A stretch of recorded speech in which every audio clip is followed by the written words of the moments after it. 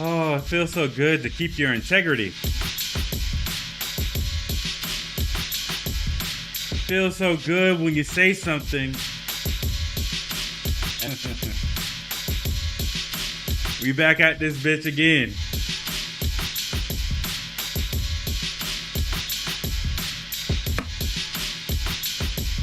Yep.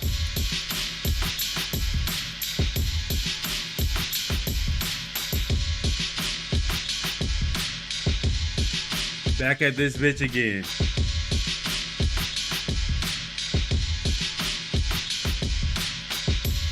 Because they want to keep on playing, so I'm going to keep on playing too. It's all gravy. Just took the time in order to get my tabs back in order. That's all. Now it's all gravy.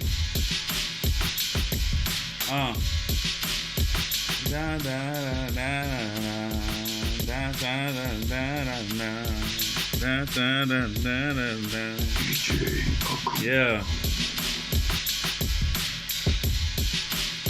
All right. So let's go ahead and start into this because this is the type of shit that they want, though. This is the type of shit that they want. They want to interrupt the stream. They want to do that so that people leave and aren't encouraged to come back. They need that type of shit to happen, but I'm still gonna do what I'm still gonna do. Yep. Start into this hack. You know, just a shout out to YouTube. Fuck you, YouTube. You're a janky piece of shit platform. Sorry, not a platform. Co-publisher. You can suck a dick. Very obvious. But we're going to keep it rolling into exactly where we left off. That's what we're going to do. Feel the vibe, you know what I'm saying? Feel the vibe, you know what I'm saying? Feel the vibe.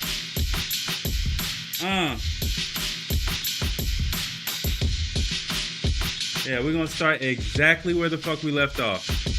DJ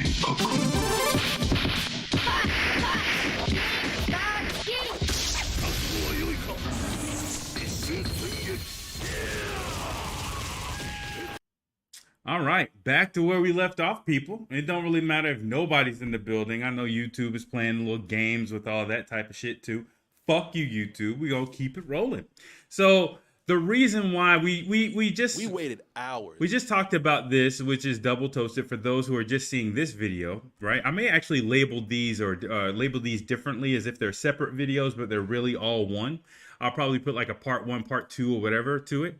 So just in case you're just watching this video, watch the video previous to this because I go into all the little fuckery that's been going on with YouTube when you're trying to broadcast. And this is not the fake shit that Professor Black Truth and all these little bastards try to lie and say that they are experiencing. This is real and real time. So we went into that, but when we got into this section, all sorts of random shit started to happen, which is the reason why you see my status from OBS of how much data I'm actually transmitting, as well as my volume, so far as the microphone that I'm using, so you can validate that I actually am speaking and that you should be able to hear me. So we had all these little weird, crazy little issues go on that we had to handle. And now that they're handled, we'll go ahead and finish up with what we were talking about. So what we got into here, which is double toasted, and I'll start this over for the fact that we're starting a separate video, which is that doubletoasted.com had an issue with posting a video for Michael K. Williams and his death. There's several problems I have with that, and we're going to go ahead and go into that in a second. But let's go ahead and do this again for the sake of this video, and we'll start anew. Screaming like I was some conspiracy nut. thought I was crazy.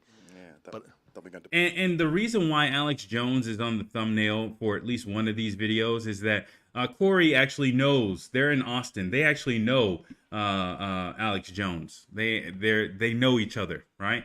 And Corey in the past was saying all this shit about Alex Jones, and Alex Jones has problems, several problems.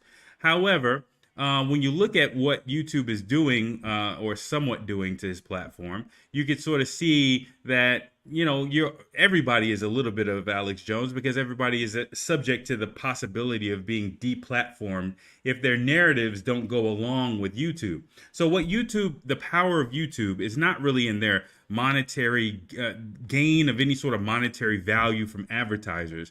The real power of YouTube is narrative construction. They can construct narratives. And in the construction of those narratives, they lead people in their actions, right? So if you accept a certain narrative, then it's gonna lead you to a certain level of action or inaction. What YouTube does is it controls the narratives, right? So that it can control, therefore, what you actually do and don't do. So you're going to see, if you read between the lines, the problems associated with YouTube's narrative construction. And I'm going to take that a little bit wider. Put you on lithium. Yes, man. Put me in that straitjacket. No, YouTube, I tell you, it was them. But people, I got proof now that YouTube and their approval system, YouTube and their approval system is heavily flawed. I ain't gonna say even flawed. It's broken. Snapped in two. Yeah, man, it don't work at all. And I got proof of that right now.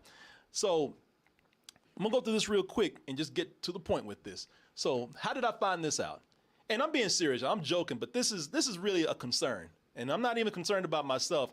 I'm concerned about people who are on YouTube now, not the people just coming in, but the people who are on YouTube right now and all the people out there who are making money on YouTube, because we're entering now some shaky ground where your income is going to be threatened.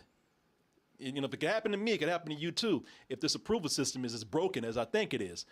And so to get to the point with this, the way I found this out is that on Monday night, after we were done with the show, where we talked about Michael K. Williams, who just died that day, or the news came out that day, we did a video of that. And we put up a lot of videos where we talked about people who have passed away and did a little tribute for them.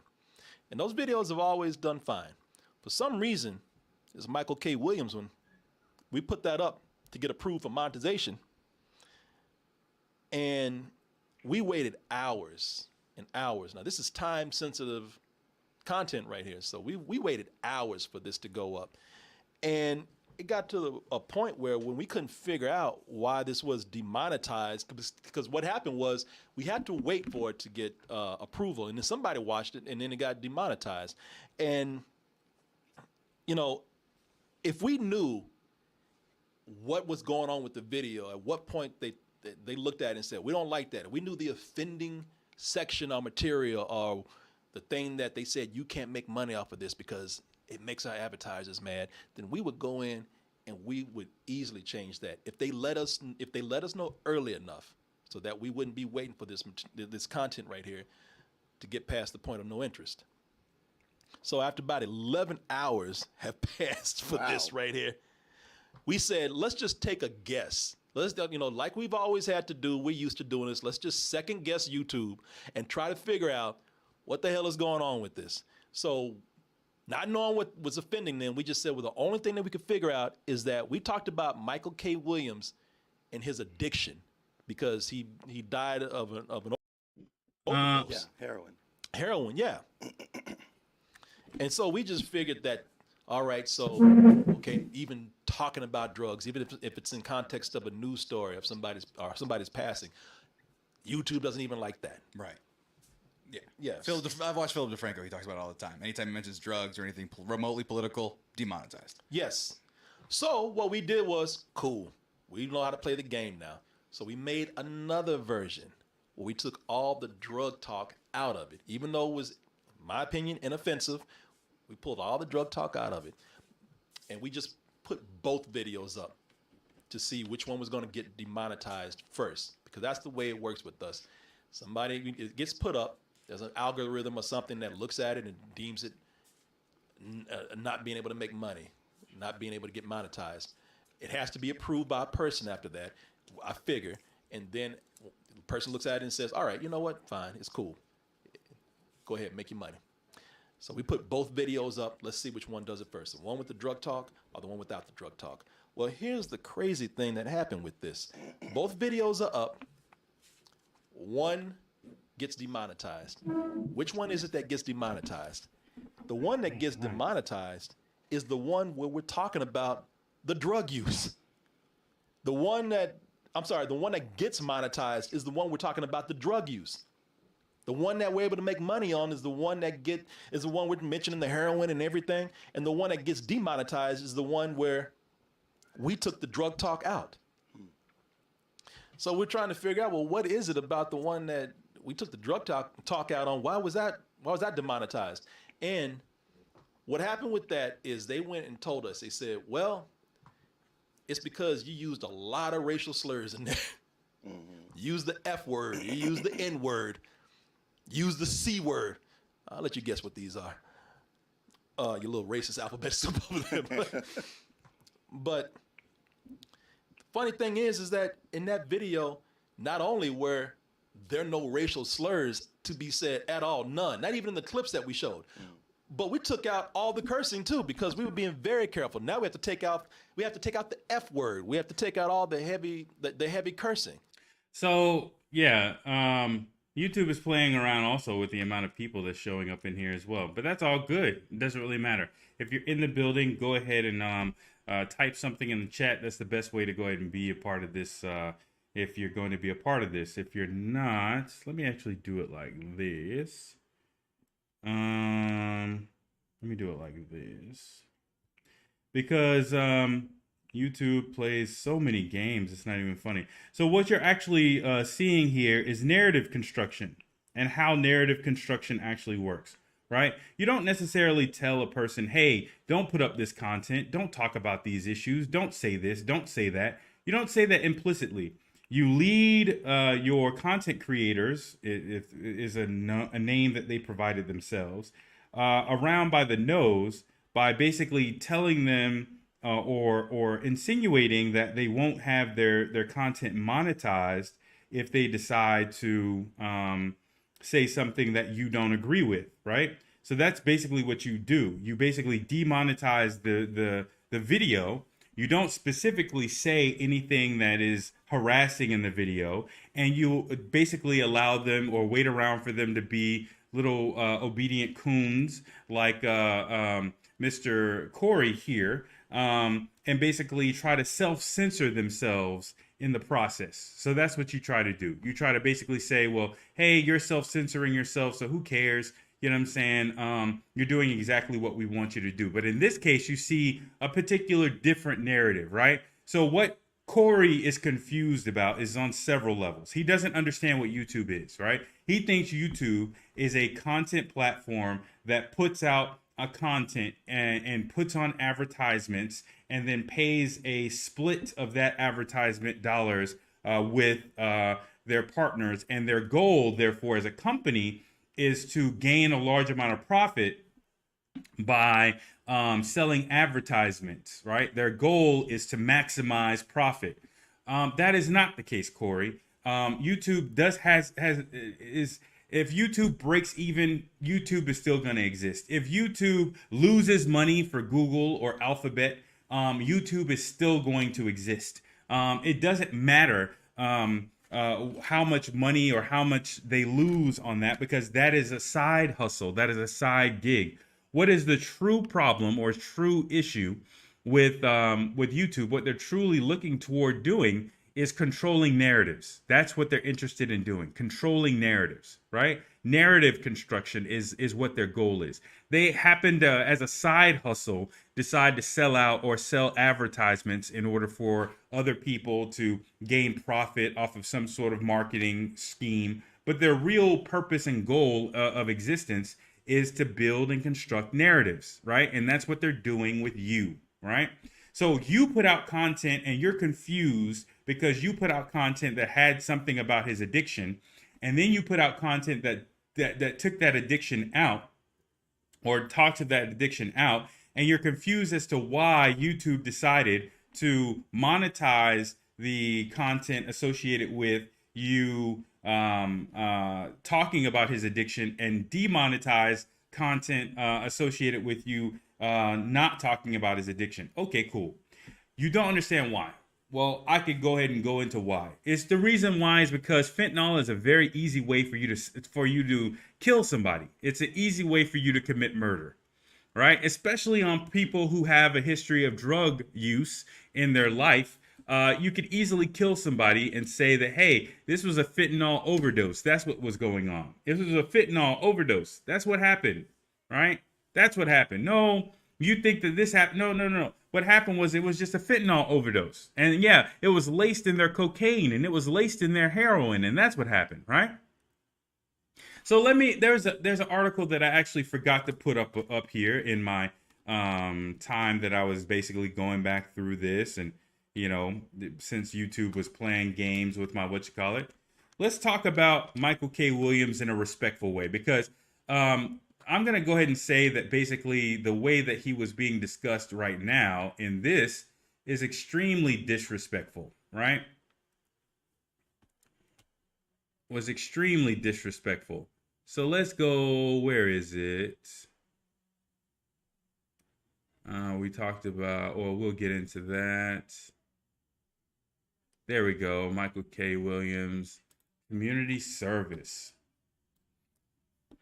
See, this is the proper way that you sort of honor a black man in his death, right?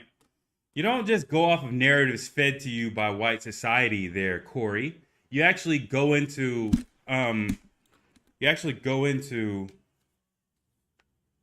that person's life from a black-centric perspective, right? And you see what they were doing, right? So how actor Michael K. Williams built community connections in Brooklyn, right? So Michael K. Williams, who was found dead inside his Brooklyn home on Monday, will always be remembered as Omar Little from The Wire and for his other unforgettable performances, but his deep-rooted commitment to the communities often left out. Here we go again. Error. Video not receiving enough video. Get the fuck out of here.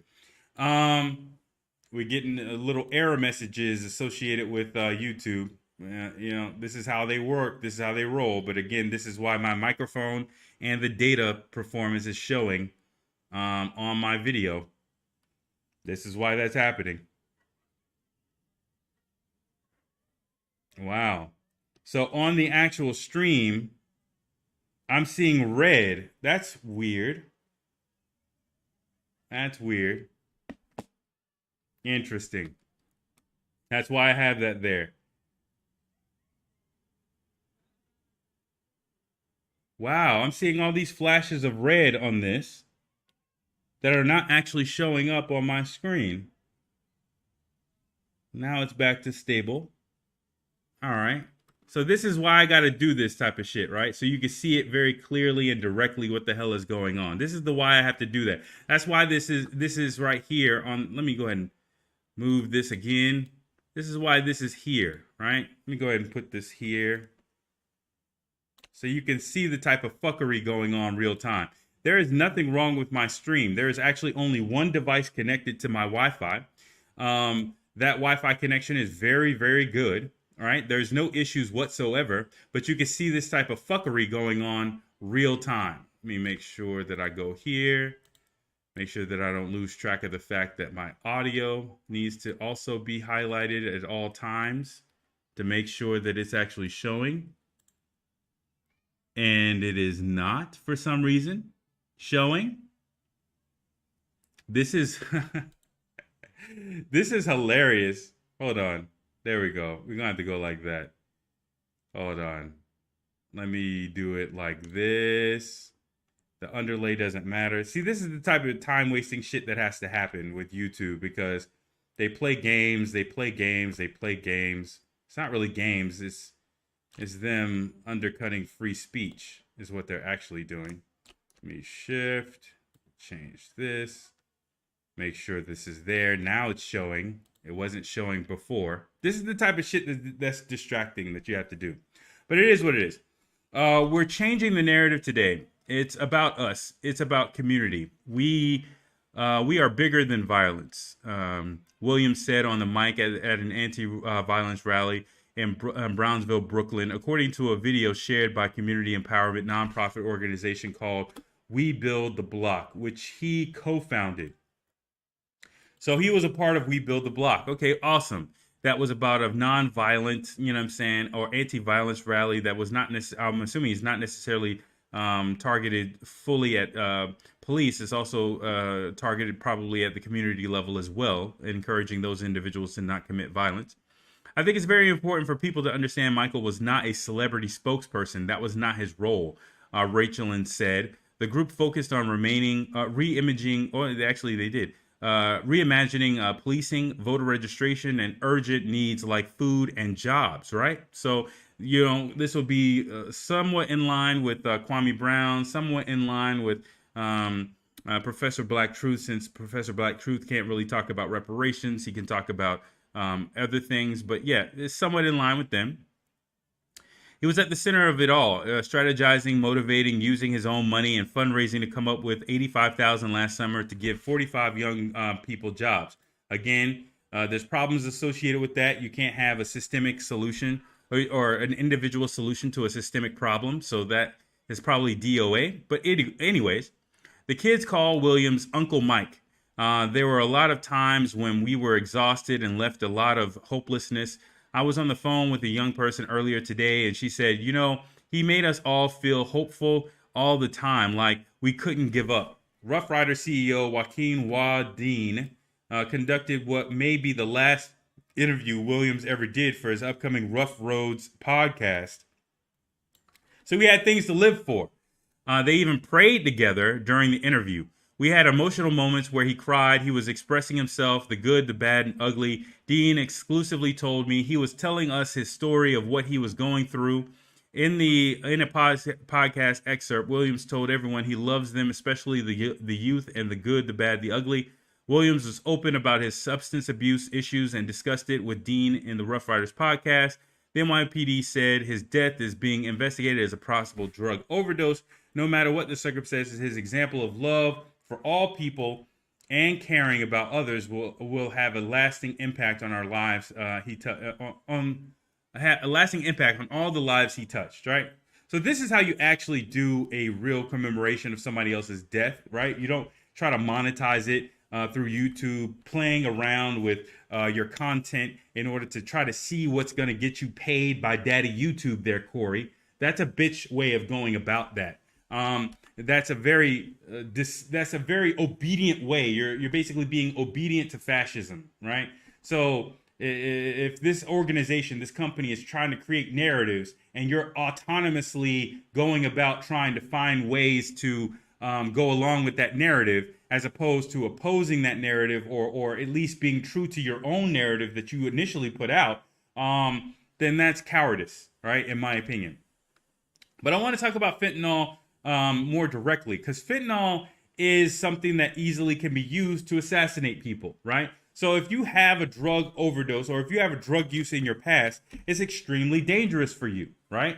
If you are a celebrity or an activist or anybody who's come out and said, or at least there's proof that you've previously had drug use in your past, you are subject to possibly being killed or assassinated with fentanyl.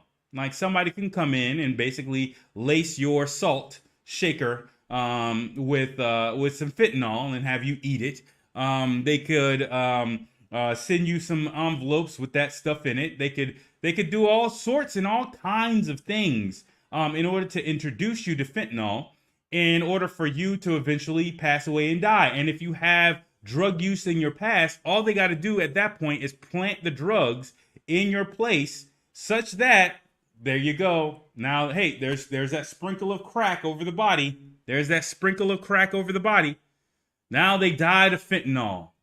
Right? Oh, you don't believe me. I'm a conspiracy theorist. I told you we're all Alex Jones now. I'm a conspiracy theorist. Okay. let's go to another problem. This is from CNN, right? So this is the narrative that these white racists have when it comes down to George Floyd. For those white racists, and this is being given and supported by the likes of CNN, what these white racists now have as a narrative, again, narrative construction, as a narrative is, well, George Floyd didn't die from a knee on his neck for 8 minutes. He died from fentanyl. There you go. Sprinkle some crack. But it's not sprinkling crack. It's not sprinkling crack. It's sprinkling fentanyl, or at least having that in the person's system. Right? And so long as that's the case, then you could throw up your hands and say, oh, well, not that big of a deal. Right? So this goes into another issue or another solution / problem, right? The real solution to this problem is actually defined by this individual, right?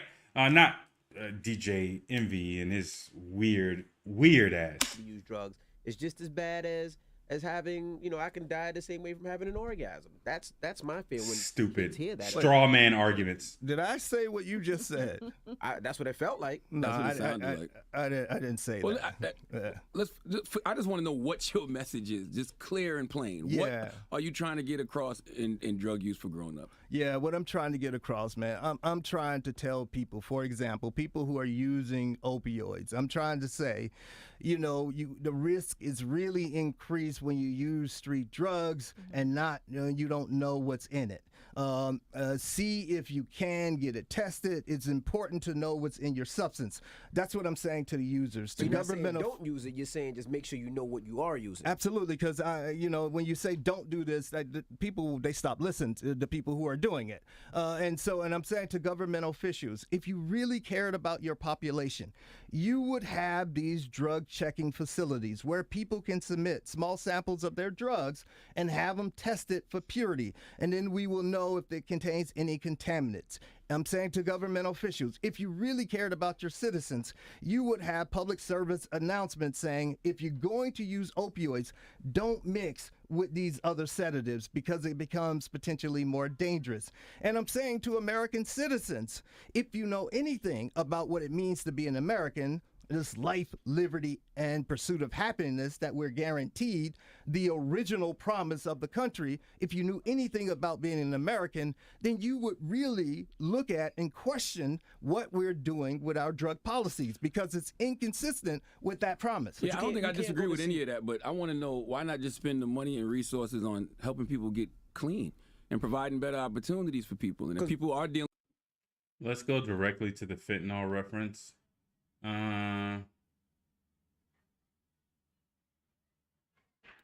Let's go there, right? Let's go here. They Let's think get all that this they other. might have something like heroin or oxycodone, when in fact they have fentanyl. Fentanyl is a lot more potent than heroin or oxycodone. That means that a smaller amount of that drug is enough in sometimes cases to kill you. And we can solve that problem just like they did in places. See, there we go again. There's nothing wrong with this stream. There's absolutely nothing wrong with this data. There's absolutely nothing wrong with it whatsoever. None whatsoever. We'll wait until it gets back to green. But there's absolutely nothing wrong with this absolutely whatsoever. And yet still we have this little flashing light. Y'all can see, I want to show y'all directly what the fuck I see, right? There's absolutely nothing wrong with this stream whatsoever. And yet and still, like, there's one SSID that's actually I'm using. There is no other devices associated with that SSID, not even my phone. The only device that's connected to that SSID is this laptop. SSID is basically an identifier for a Wi-Fi network. There's only one device actually connected to that SSID, and this laptop. And there's no other device that's actually connected to this network whatsoever. So there's no problem with my data whatsoever. But y'all can see the games that are being played here. Y'all can see very clearly the games that are being played here. So again, we'll go ahead and start that back over, because I want to make sure I make my point. That's the third one. Let's go here. Tainted drug.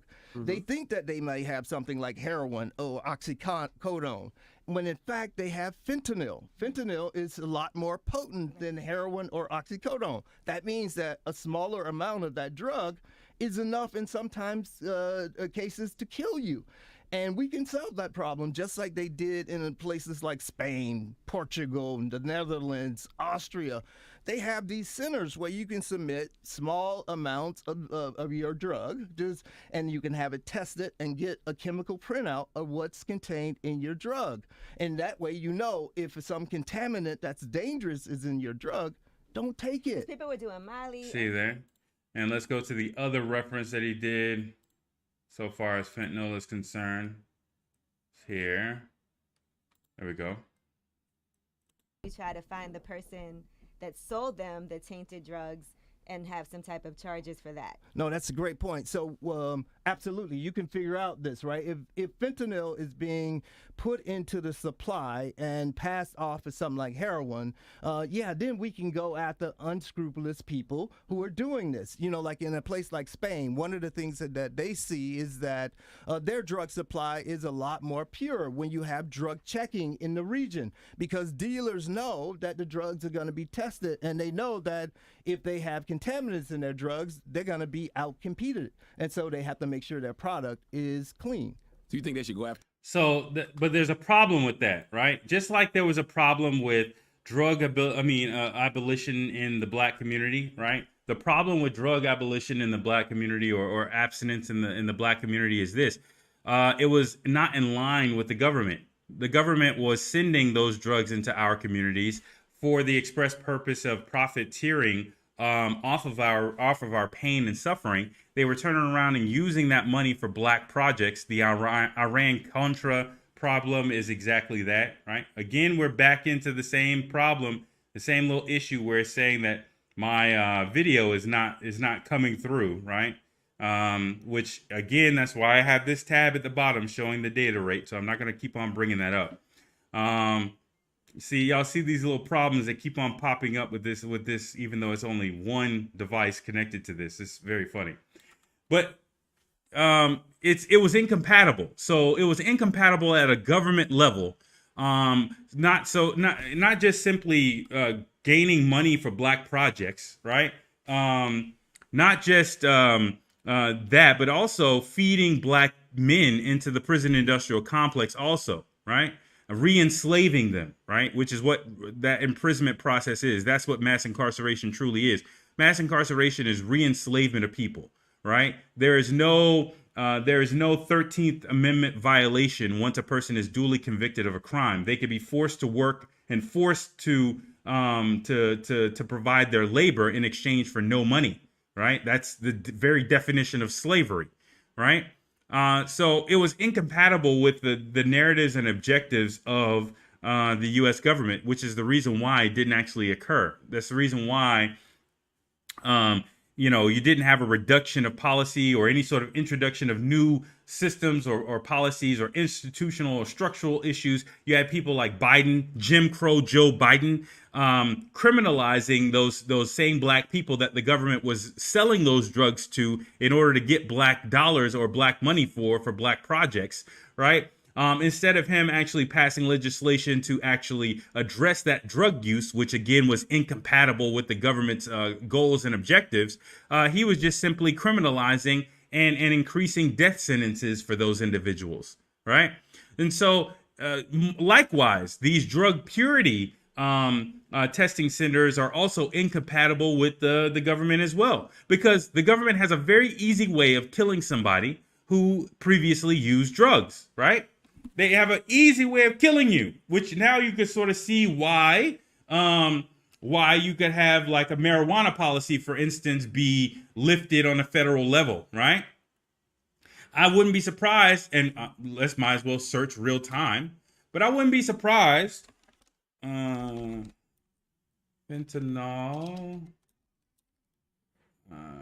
Fentanyl.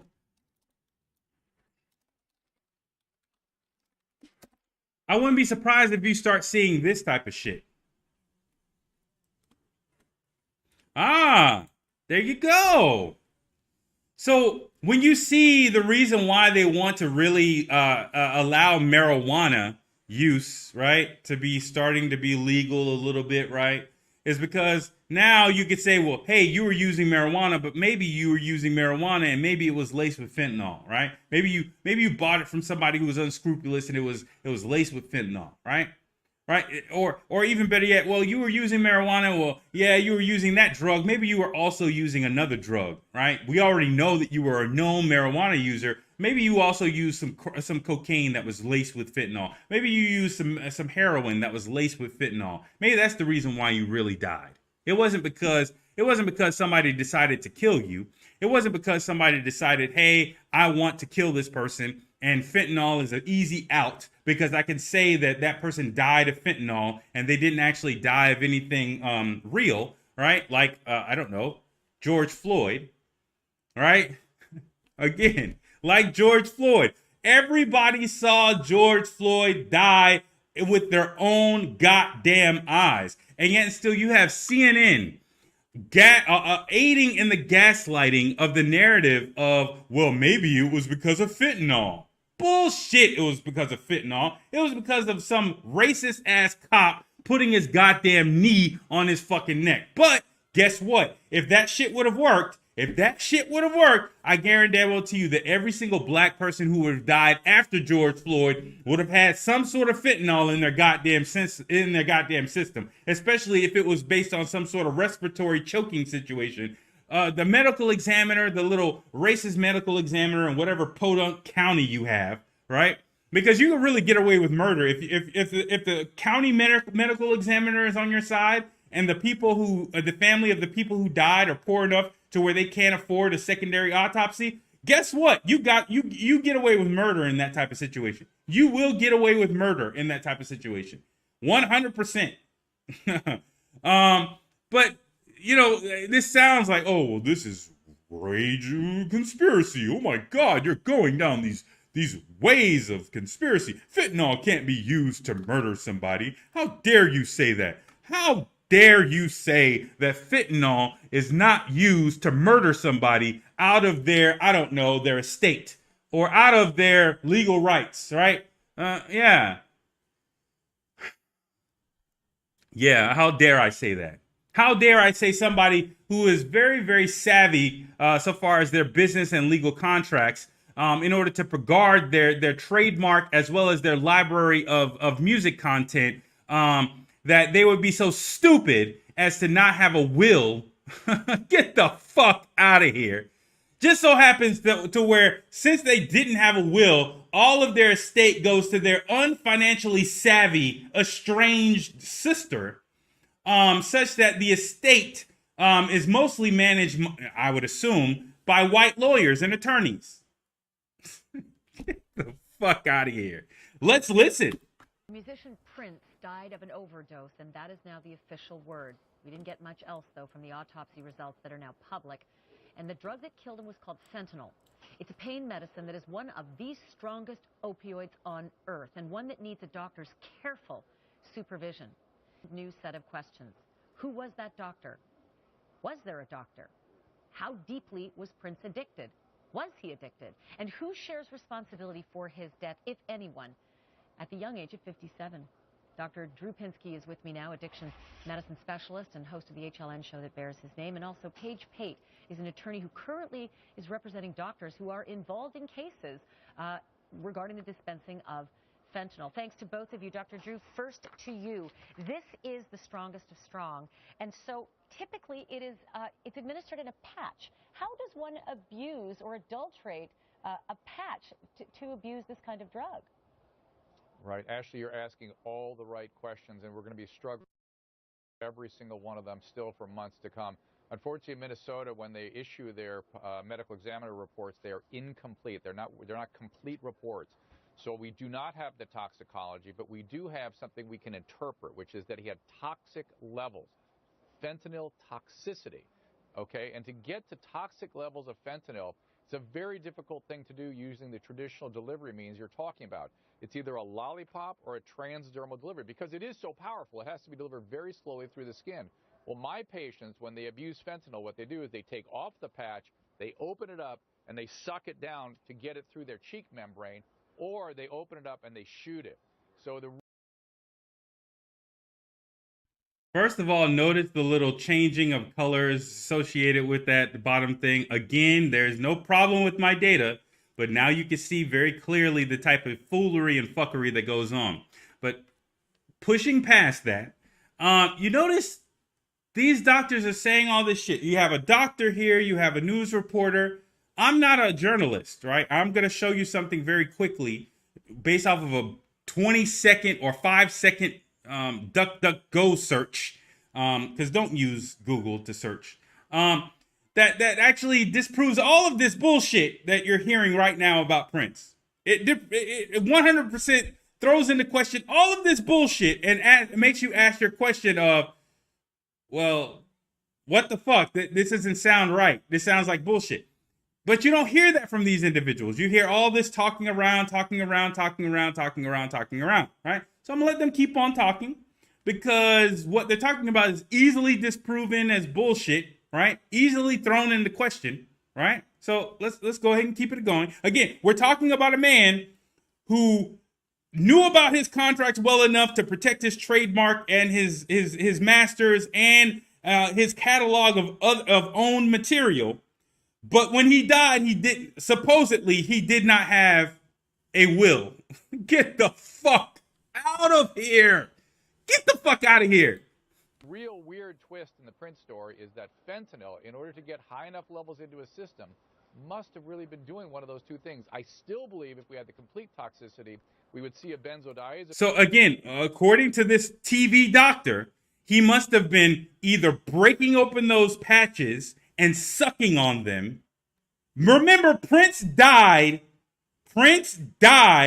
in front of his elevator at his home, or at least that's where they found his body. He died in front of his elevator. According to this TV doctor, he must have been injecting fentanyl or taking a patch, breaking it open, and sucking on it. So that would mean that the patch or the needle would have been found next to his body.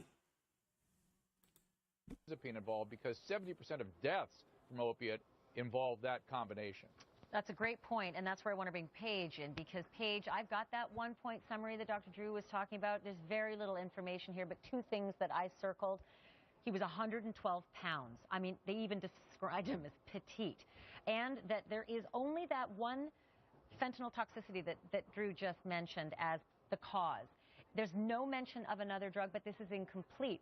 If there is another drug, can you then, if you're defending a doctor who may have a prescription somewhere in that house, can you say, well, what about the benzodiazepine if there is one? Well, what about the fact that he was only 112 pounds?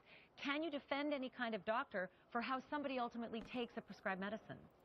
Let's stop right there. Let's stop all the bullshit right there. And let's go to, again, a DuckDuckGo simple ass search, right? This is CNN. CNN, multiple millions and billions of dollars in profit and revenue and yeah, problem. This is the recoveryvillage.com article on fentanyl, right? Written by Dr. Kevin Wadler, right? Updated on January 28th, 2020, right? What is it prescribed for? What is who prescribes it? Blah, blah, blah, blah, blah. Let's go back. Who prescribes it? Let's see. Oh, as mentioned, fentanyl is most often prescribed for cancer patients with breakthrough pain, and there are some people who shouldn't use it. So it's mostly subscribed to cancer patients. Again, it's mostly prescribed to cancer patients. And yet and still, Prince died, or the artist formerly known as Prince died from fentanyl. How the fuck does that happen? Did he have cancer? Well, not only that, but if he didn't have cancer, was a doctor traced down who possibly prescribed the medication? No, none of this shit happened. You don't have any doctor associated with this whatsoever. See, Corey, this is why they wanted you to talk about the addiction portion, because it helps with the narrative of he died because of an addiction. He died because of an overdose. He died because that little black darky was over there sucking on some heroin, and that's the reason why he died. That's the reason why your video got monetized there, Corey, and the one that you didn't have that narrative in got taken down or got demonetized, because they know that you're a simple fucking coon who will basically do whatever the fuck YouTube tells you to do. They know that you'll prance around and do whatever the fuck they tell you to do, and all they got to do is demonetize your video, and you'll scramble around to try to edit yourself in order to put out a narrative. Maybe you should have actually gone with the one that they demonetized. Maybe you should have taken out the addiction shit. Maybe you should have focused more on the actual person's life.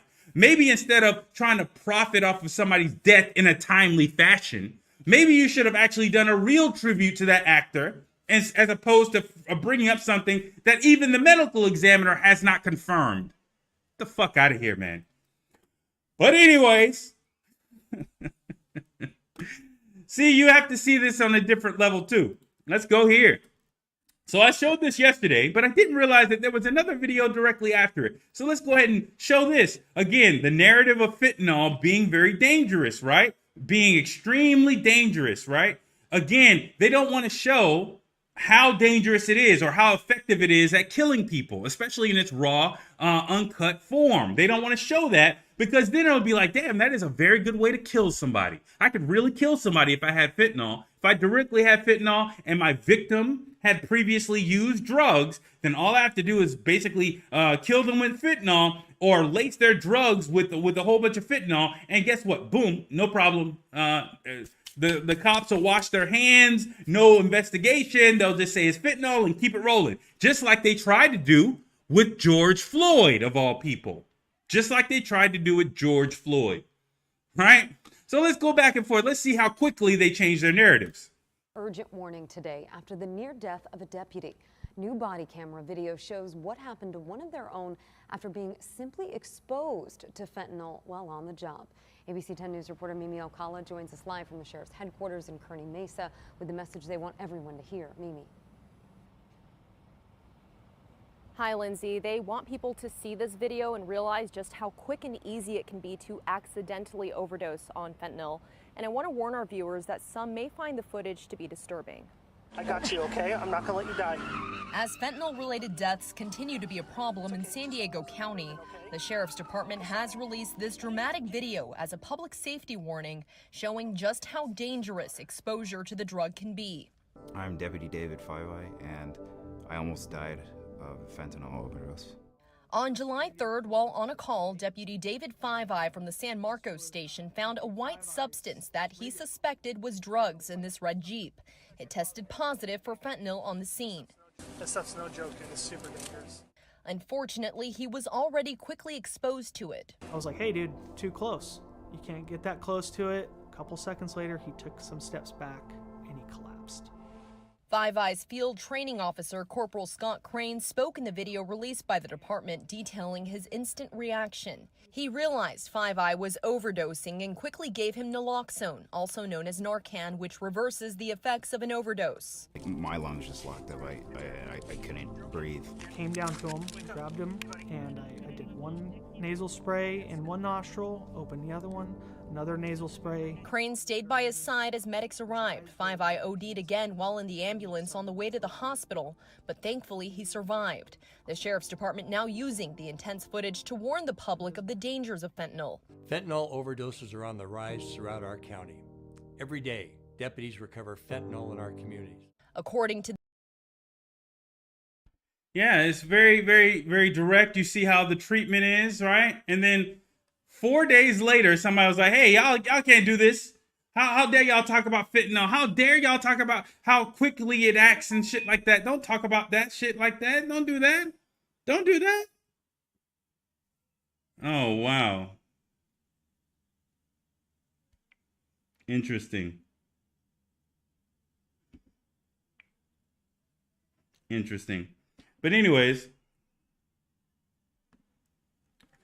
So don't talk about fentanyl like that. How dare you talk about fentanyl like that? How dare you? Go ahead and take all that shit back that you said. Don't say that. Don't say that. And 4 days later. Skepticism about the video of a San Diego sheriff's deputy who reportedly overdosed on fentanyl on accident. We first showed it to you last week. ABC. Let me clarify some things for the people who which I don't think there's anybody like that here except for that one person, except for the lurkers who are also Hidden History Museum donors. I don't think we have any viewers who are in that category, right? But let's remind yourself of something. This happened, what was it, July of 2021, right? There would have been a police report associated with this. There would have been charges associated with this, right? There would have been testing of the actual substance in question in order to support those charges, right? There would have been an ambulance call. There would have been a doctor's visit. Their doctor's visit would have had a blood test associated with it. If they administered Norcam and there wasn't a fentanyl overdose in progress, that would have been malpractice. Doctors would have had their licenses be able to be researched and taken away from them if that was the case. So keep all of that in mind as you're hearing this portion or this section. Keep all of that in mind that, yeah, if this was bullshit, if this was complete bullshit, there would have been other proof of it being bullshit, right? So just keep that in mind. Keep that in mind.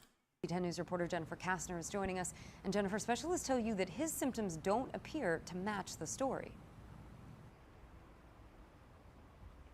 Lindsay, that's exactly right. There are a lot of questions being raised about how exactly this happened. We are still waiting on the sheriff's department to release the full report, which was expected to happen sometime today.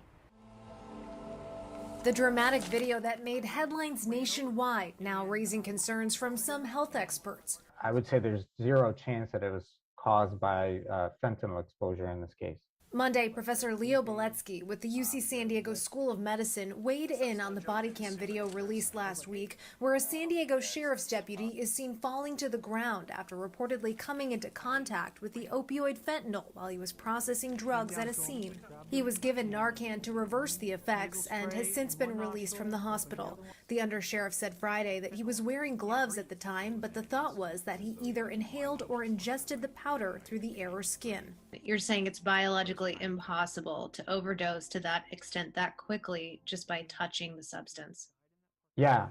Professor Beletsky said fentanyl would take much longer to overdose on, either through the skin or by breathing it in. You would need to be in a room where lots of powder was constantly in the air for hours in order to start ingesting enough of it. Narrative construction. That's what YouTube is about. Narrative construction. So if you have this narrative, then you don't question this narrative. Or if it was working in a court of law, you don't question this narrative. You see how that works? You see how that works? You see how that works? So they have to have this random person come on and just tell you that he doesn't believe that it actually works. But again, the fire department was called. I'm assuming they did a basic blood draw. There were criminal charges associated with the person whose fentanyl that was in the back of their car, right? Where's the police report? There should have been a person there should be a person currently being prosecuted for this crime, right? But no. We're just going to get a random person with a fake background on his Zoom call, and he's going to tell you that that's bullshit, right? And then you'll just believe that narrative and go along with that narrative because, hey, we all hate the police, right? Right? We all hate the police, right? Right? We all hate the police, right? Right? There's no way that could possibly have happened, right? The power of even the smallest touch of fentanyl shown in this video. Watch as a Bartlesville police officer wearing protective gloves is packing up drug evidence believed to be laced with fentanyl when he slowly starts to collapse. Becoming ill, lightheaded, and actually basically passed out or fell. Seconds later, a rush of officers coming to the rescue. I don't know what would have happened had they not acted so quickly. Sergeant Jim Waring says officers quickly gave him Narcan, which is believed to have saved his life. Police say this is the first time they've had to deal with something like this, where they had to give one of their own officers Narcan. Really fortunate that, one, we had this available to us, and two, that our officers really adhered to the training and paid attention to the training. Another layer to the opioid epidemic, and an eye-opening to what these men and women behind the badge have to deal with. Even though the officer may not be physically dealing with an individual, all the evidence and things that we handle on a day-to-day basis, that can harm you too. I'm sorry. Was he lying too? ABC 10, was he lying too? Was this officer lying too? Was this just a PSA? Was this just a PSA as well? Back up. Was this just a PSA as well? The power of even the smallest touch of fentanyl. I'm sorry, was that a PSA as well? Was this just a fake incident that actually occurred? Was this just a fake incident that actually occurred? He didn't actually almost die from fentanyl. That was a lie. Even though, again, the EMS was called. Again, there were drug evidence that was there that they probably pulled and retested for fentanyl. Even though, again, his blood was tested for fentanyl. Nah. None of that happened. That's all a lie. That's all bullshit. How dare you? That's bullshit. That's a lie. That's bullshit, right? Yeah, that's not what fentanyl actually looks like. That's what a fentanyl OD looks like. You gotta snort a large amount of that. Okay. Let's pause for a second and use this, right? How much fentanyl is lethal? Let's look at that. We might as well look at that. What is a lethal dose of fentanyl? The lethal dose of fentanyl is 2 milligrams. I already saw it, but we'll go ahead and scroll directly to here. Before discussing potential lethal dose, it may be useful to establish some perspective for those not familiar with the metric system. There are approximately 28.35 grams to an ounce. 1 milligram is equal to 1,000 grams. 1 microgram, 1,000 milligrams. Okay, perfect. The lethal dose of fentanyl is generally stated to be 2 milligrams. This lethal dose considers that the individual has not developed significant tolerance. However, even in individuals with significant tolerance, the lethal dose of fentanyl is extremely small compared to the potential lethal doses of anything. Okay, so 200 milligrams of morphine, so it's basically 100 times less morphine to kill you, right? So let's see what 2 milligrams looks like, just to remind ourselves. Let's do an image. What is 2 milligrams? There you go. Lethal dose of fentanyl. You see that? That's the lethal dose of fentanyl. That dose right there, that 2 milligrams, that right there will kill you. That right there will kill you. Now, imagine if I took that in my palm, which I would never do, but let's say I took that in my palm and I grinded it up real quick and I did a LeBron James and put that in the atmosphere, right? Or let's say I put maybe the same size of the penny, right? I did the same size of the penny and I popped that in the atmosphere. All you got to do is inhale that much fentanyl, and that's a lethal dose. That's a lethal dose right there. So you see the problem with that narrative, right? Of how dangerous fentanyl is and how easy, therefore, it is to kill somebody and say it's a fentanyl overdose, especially if they have any sort of drug use history in their past, right?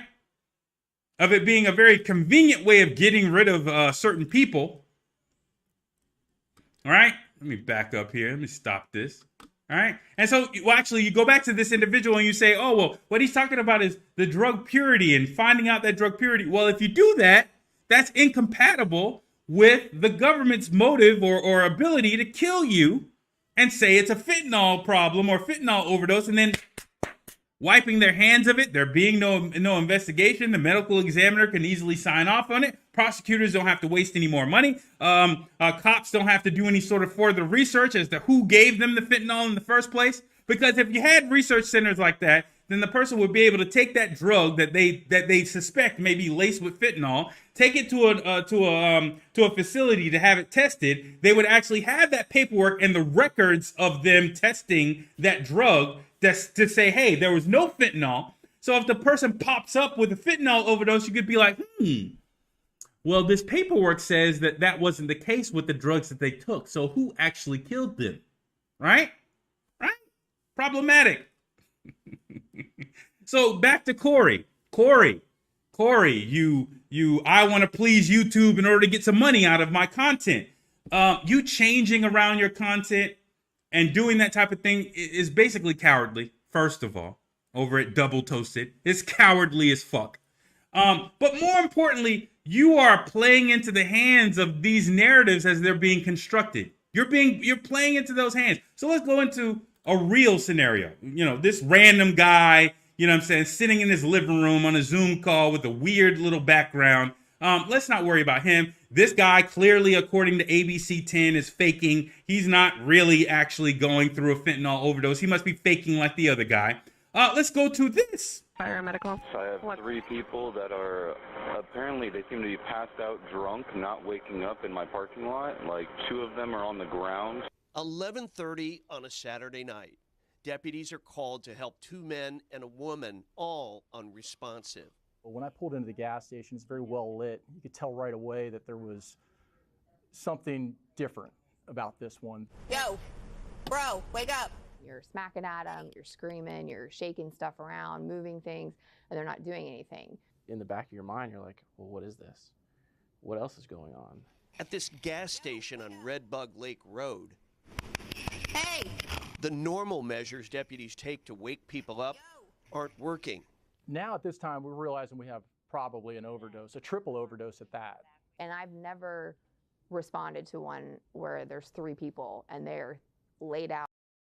I'm sorry. Well, according to this egghead doctor, that they must have done they must have been actively at the gas station.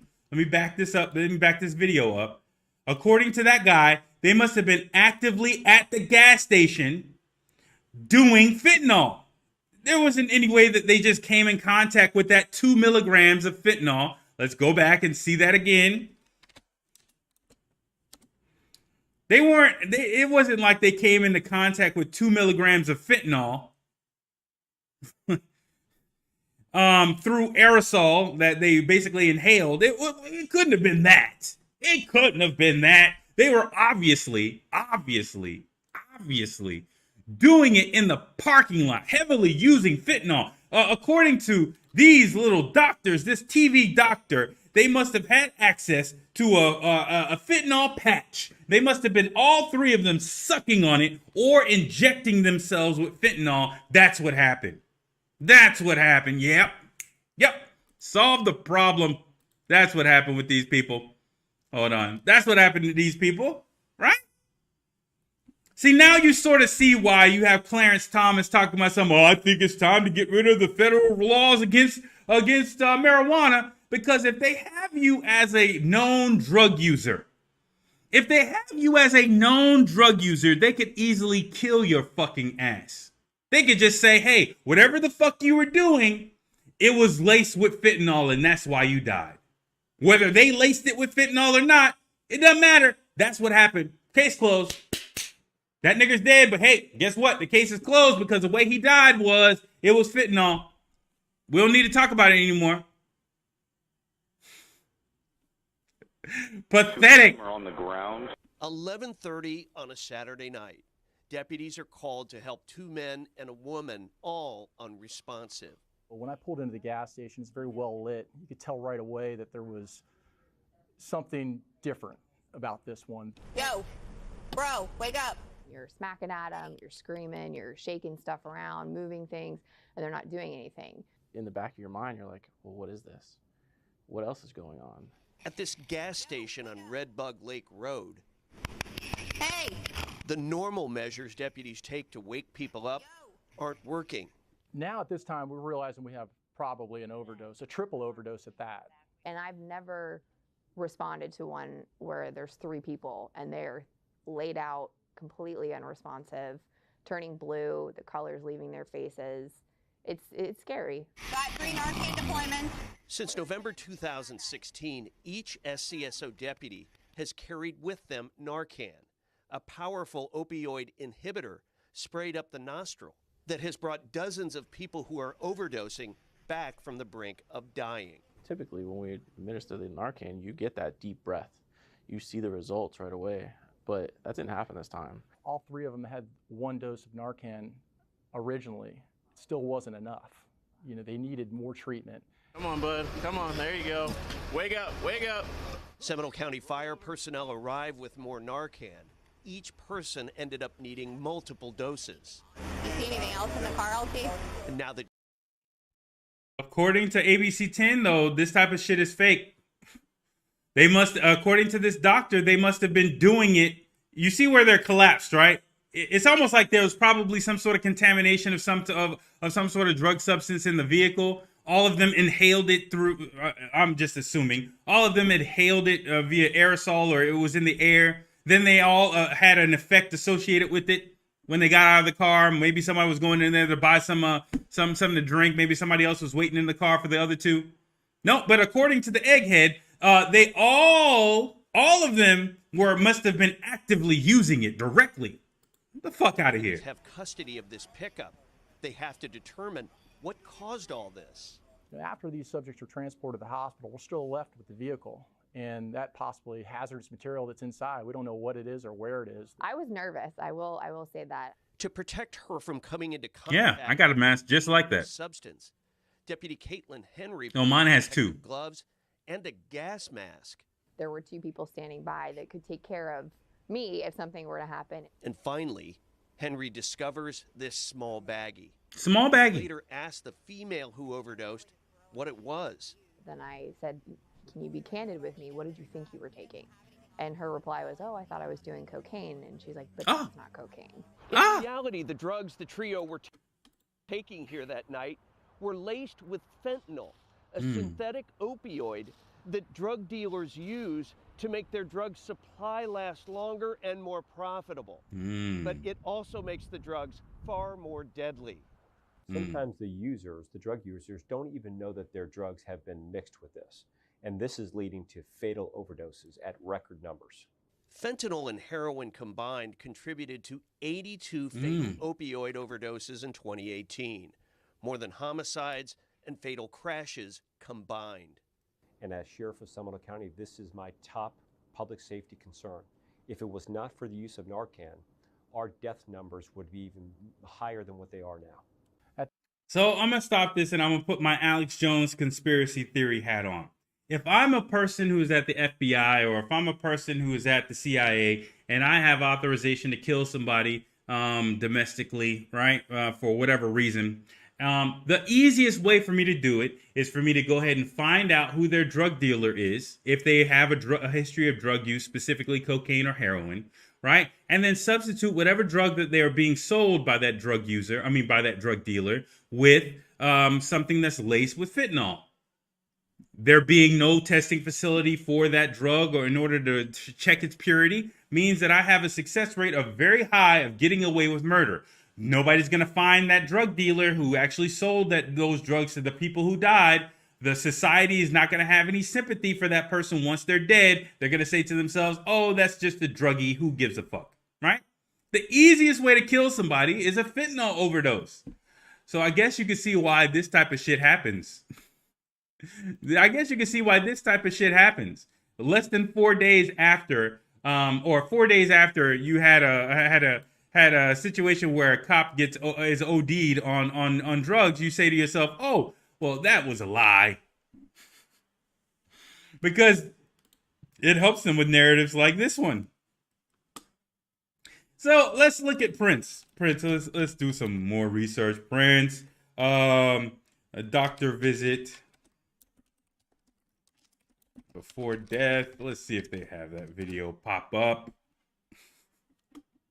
Oh, there it is. Look. There it is. Let's look at this. Let's look at this. No narrative with it? Oh, okay. What was the clinic, though? Go ahead and tell us the clinic. I don't need that scene. Back up. Okay, day before. All right. You don't give us any detail because I thought it was for nasal problem. Let me see. Is this gonna go into it? Maybe Guardian says more. Nope.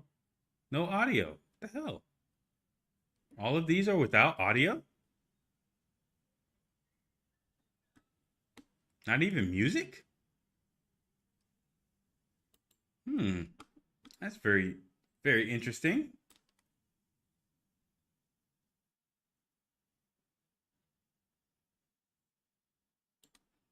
TMZ, I don't like using their videos because they always try to do some fake ass shit. Oh, well, let me check this. Let me see if audio's coming. Is audio coming? Yeah. Audio's here. Died of an overdose. But basically what I thought was the case is that this was him going to his doctor. Let's see if they actually say it in here because it was like he had a cold or something.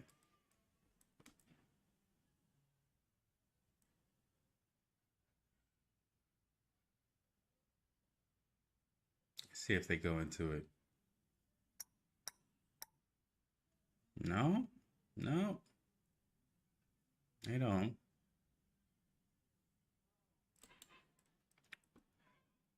Accused.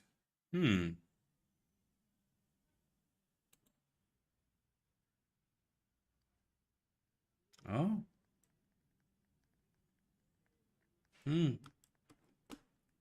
Beautiful. They nice wrap that up in a bow. So he basically gets accused of prescribing fentanyl, doesn't get any jail time, and then nice little wrap up in the bow. He has to just pay $30,000. That's so nice. That's so nice. That way you can clear up that narrative entirely. All right, cool. Even though fentanyl is only really prescribed in a case where somebody has cancer.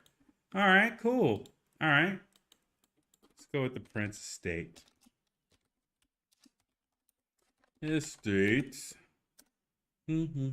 Investigators say they may never know who provided Prince with the counterfeit drugs that caused his death. Okay. A Minnesota prosecutor said yesterday that no charges will be. Oh, yeah, no charges filed. That's nice. The doctor only has to pay $30,000. That's beautiful. Oh, what? What was that? What? What's this? New developments. What's this?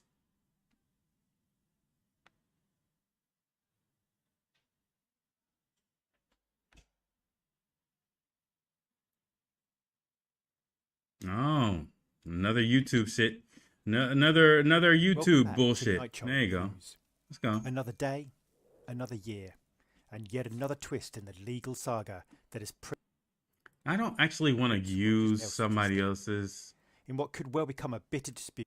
Nah, I don't want to use your content. Hold on one second.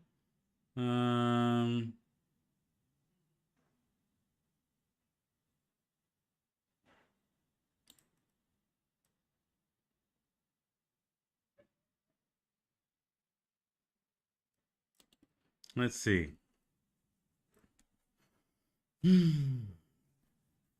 Nice little wrapped up in a bow.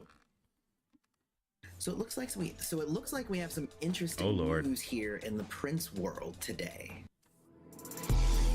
Hey, y'all better leave this man's on. Just let's just focus on the content, please. Let's just focus on the content. Hey everybody, welcome back to Prince's Friend, exploring music through Prince. Today we have a little bit of news that was put out last night by Dr. Funkenberry, or at least that's where I got linked to it. And of course they gave a link also to the Star Tribune, which is a little bit more credited, but Dr. Funkenberry's been pretty good about their news anyway. But this huge news is that the Prince estate is going to assume management of Paisley Park. So we all know that starting in October of 2016, Graceland had taken over management of Paisley Park. And Graceland obviously is really well known for doing Elvis's Graceland, so there you go. And now they've done it for 3 years. And one of the big things in the article is they were like really stressing that, you know, it's not because there were arguments or anybody was unhappy or anything like that. Their contract is up and they've decided to not renew. And this seems to have created like this weird kind of ripple effect in all of the social media and everything that I've seen. I've seen one side camp that are like, good, that's great, they'll be in charge of it. And I've seen the other side that's like, oh my god, if they're leaving, then that means it's gonna close down, and this is terrible, this is the worst news ever. But you know, I'm kind of somewhere in the middle, as per usual. I have no idea what the hell this is Heard important. that there were some shakeups at the beginning of this year, end of last year. So maybe some of that was already kind of leading towards an eventual transition. It looks like here is that October 1st is when the Prince estate is going to take it over, and it's probably starting now to then is going to be like the transitionary period, would be my thought. But it has been said that it was always planned. Let's for go the to the. family Let's go to the. eventually take over Paisley Park. And Hold again, on. if you take it from that standpoint, Prince's estate to assume management of Paisley Park. Who is Paisley Park? After complex is managing.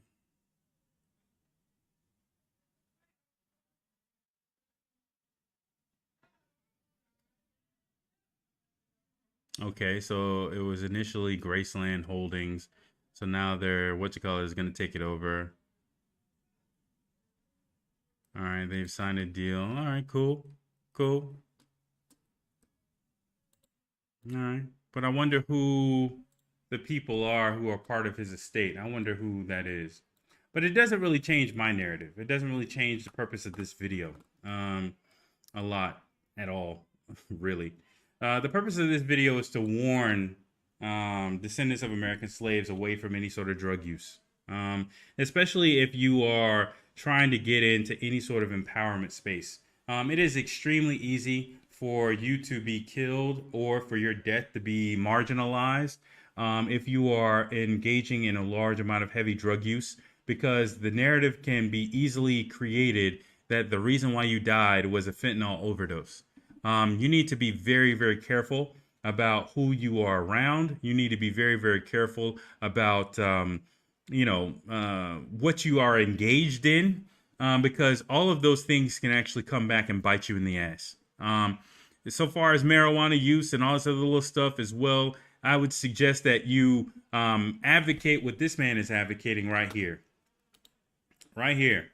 That you actually have a complementary drug testing or purity testing facility or mechanism in place as well. That if you're truly going to engage in recreational drug use, then you need this sort of supportive mechanism by the government to be able to provide you with non-criminalized testing facilities for your drugs, such that you don't have to worry about being overdosing on fentanyl.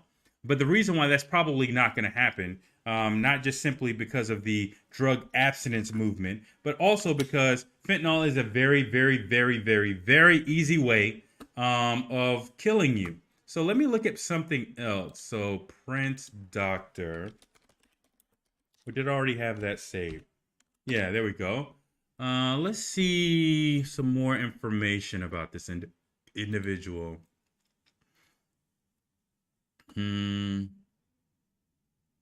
How convenient. How convenient. How convenient.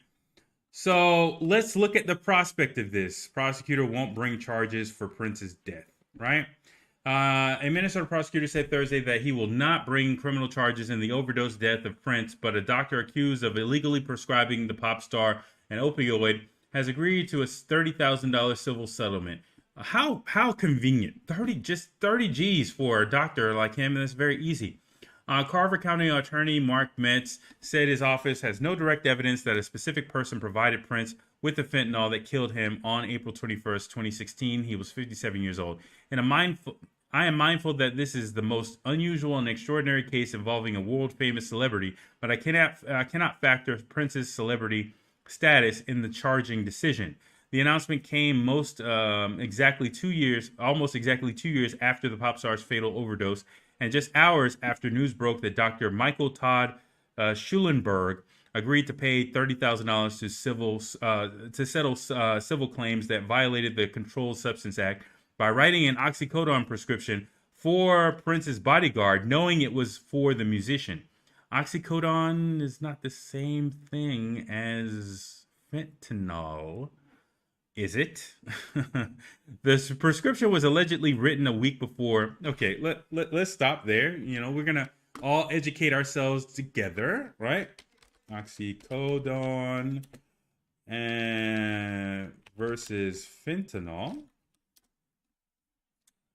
All right, what are the differences, right? Oxycodone is not the same thing as fentanyl. They're both classified as opioids. Other opioids including heroin, morphine, codeine. Okay. All right, they're naturally occurring. Fentanyl is a synthetic opioid. All right. Fentanyl patch. Oxycodone is a semi-synthetic opioid that is used for moderate severe pain. All right. So oxycodone, we just actually saw for fentanyl. Oxycodone, lethal dose. You see the type of bullshit going on here, right? You can see it real time, the type of bullshit that's going on here, right? Like when you hear something, you always got to research it. You always got to research it, right? So, we already saw, oh wow, now it's not wanting to work. Let's back up here. Let's try it again. Lethal dose of oxycodone or oxycodone. For people who are not opioid tolerant, this can occur after taking more than 40 milligrams a dose or more than 80 milligrams in one day, right? So we already saw that 2 milligrams of fentanyl looks like this right here. So somehow this doctor prescribes his bodyguard with oxycodone. Oxycodone is not the same thing as fentanyl. They don't have the same lethal doses. They are not the exact same substance. When you have a prescription for oxycodone, they don't give you the fentanyl patches that this individual was talking about. Hold on. This Dr. Drew was talking about. Fentanyl. They don't give you the patches that he's talking about. Let's see if Very difficult thing to do using the traditional delivery means you're talking about. It's either a lollipop or a transdermal delivery because it is so powerful. It has to be delivered very slowly through the skin. Well, my patients, when they abuse fentanyl, what they do is they take off the patch, they open it up, and they suck it down to get it through their cheek membrane. Oh, you're talking about your cancer patients, most likely, right? So again, so the doctor was, Prince died of a fentanyl overdose. The doctor prescribed him, prescribed his bodyguard oxycodone, which is not fentanyl, which has completely different lethal dosages. Dr. Drew is sitting up here talking about the fentanyl patches that are normally prescribed to cancer patients and them splitting open those patches and eating, and sucking them down through their cheek membrane. What the fuck? And the doctor, no charges. Just a $30,000 civil penalty, and yeah, that's it. I don't even much think he lost his license. It's almost like, hey, we possibly killed this motherfucker, but hey, you know what I'm saying? Hey, you're the doctor. Hey, you know what I'm saying? You could take a little fall. We know that you prescribed the oxycodone. That's not fentanyl, but hey, we're going to say that that's related to his death. You just go ahead and pay us 30 G's. We ain't going to prosecute you. You could just go home about your business, but you're going to on paper be the person that we blame. We ain't going to take your medical license. We ain't going to do anything like that. We're just going to, we're going to put on paper that you're the one who prescribed this, you know what I'm saying? Because otherwise we'd be left with Prince randomly fucking dying from fentanyl overdose, even though he doesn't have a history of taking heroin or cocaine or anything like that, right? Even though we don't have a history of him doing that. Even though he was in your doctor's office the day before because of nasal congestion, I believe that was the reason why he was in his office. I saw that, you know. And then the toxicology report, right? Toxicology reported obtained by the Associated Press last month showed an exceedingly high concentration of fentanyl, not oxycodone, fentanyl in his body. Fentanyl is a synthetic opioid 50 times more powerful than heroin. The report stated that the concentration of fentanyl in Prince's blood was 67.8 micrograms per liter. Let's do some basic math because this is long form content. Average blood supply. Yeah, we're going there. Supply in liters. Human body. Yeah, we're going there, people. We're going there. Might as well. So how much in the human body? Now, Prince was 112 pounds, so more really like a child's body, but we'll go ahead and go here. Let's manage these, right? Because I hate these types of shit. Nope, I'm not gonna allow shit. Not allowed. Fuck you. I'm not giving you shit. Not allowed. Fuck out of here. Fuck out of here. I'm not gonna allow shit. Fuck you. Disallow all. Anyways.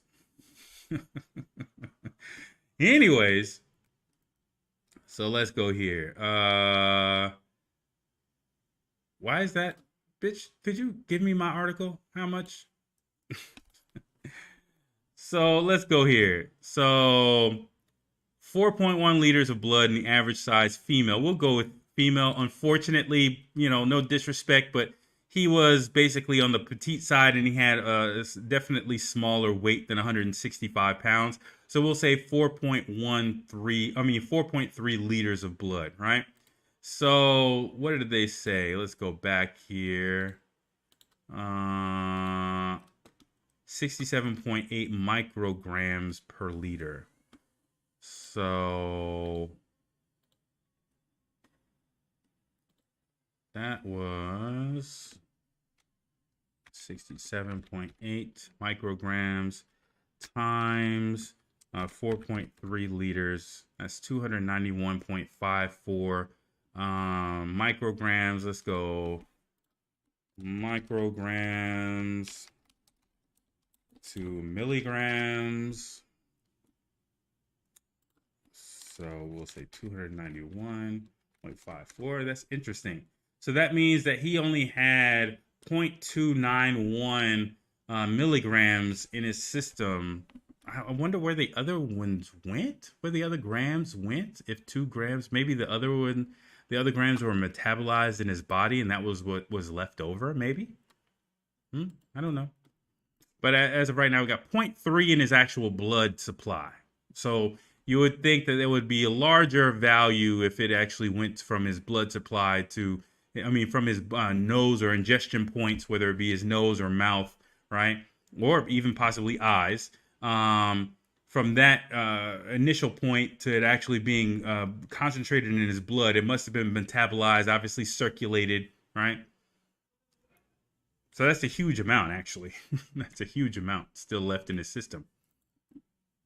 But yeah, this is the type of stuff that you have to think about. And then you have to think about this also. Prince, not that I care about Prince like that, but I care about the fact that a government could assassinate you very easily using fentanyl.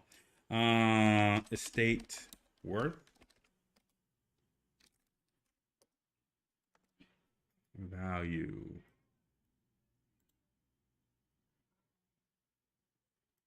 I would say probably slightly more.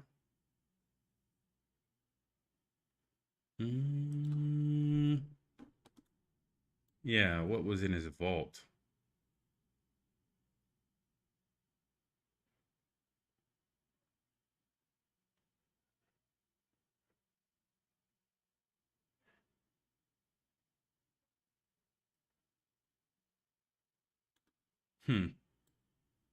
Yeah, we have a large amount of money here. We have a large amount of money here.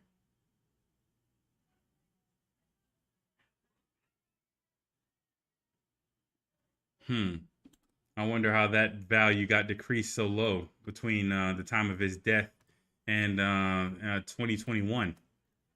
I wonder. But the reason why I bring this up, is all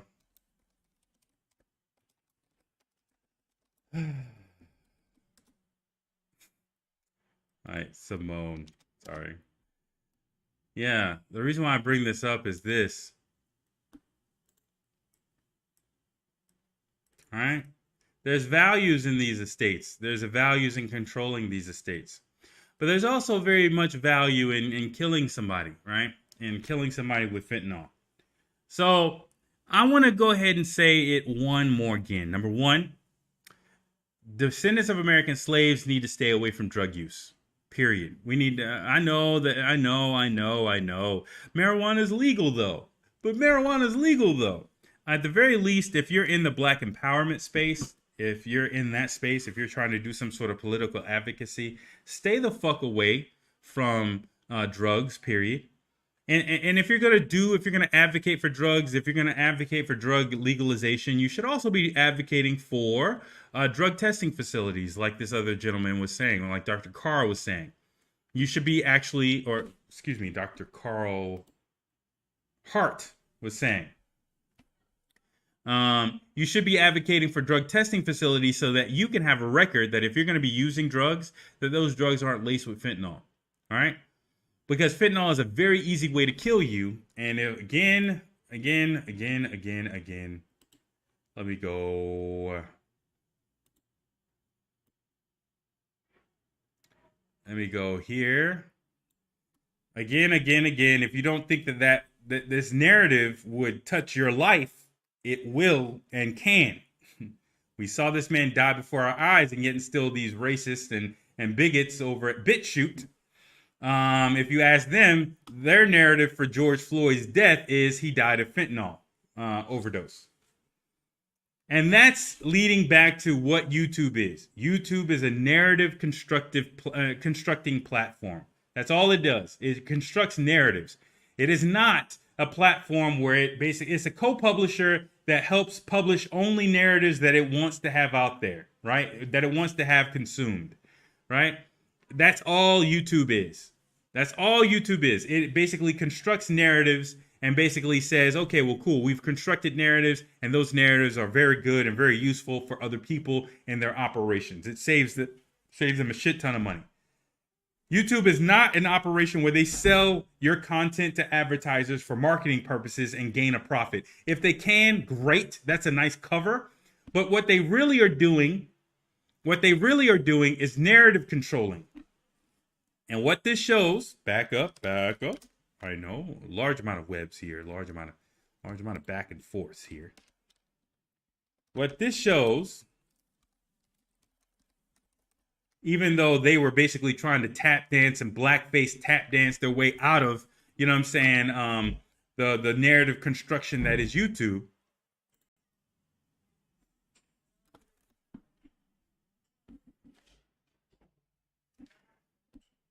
What they were actually showing is that YouTube was trying to promote the narrative of addiction when it comes down to Michael K. Williams, or I believe that they're trying to promote a narrative with anybody who has a fentanyl overdose. They're trying to highlight their addiction, because if you highlight the addiction, you don't have to ask questions like, was this person even actually using drugs?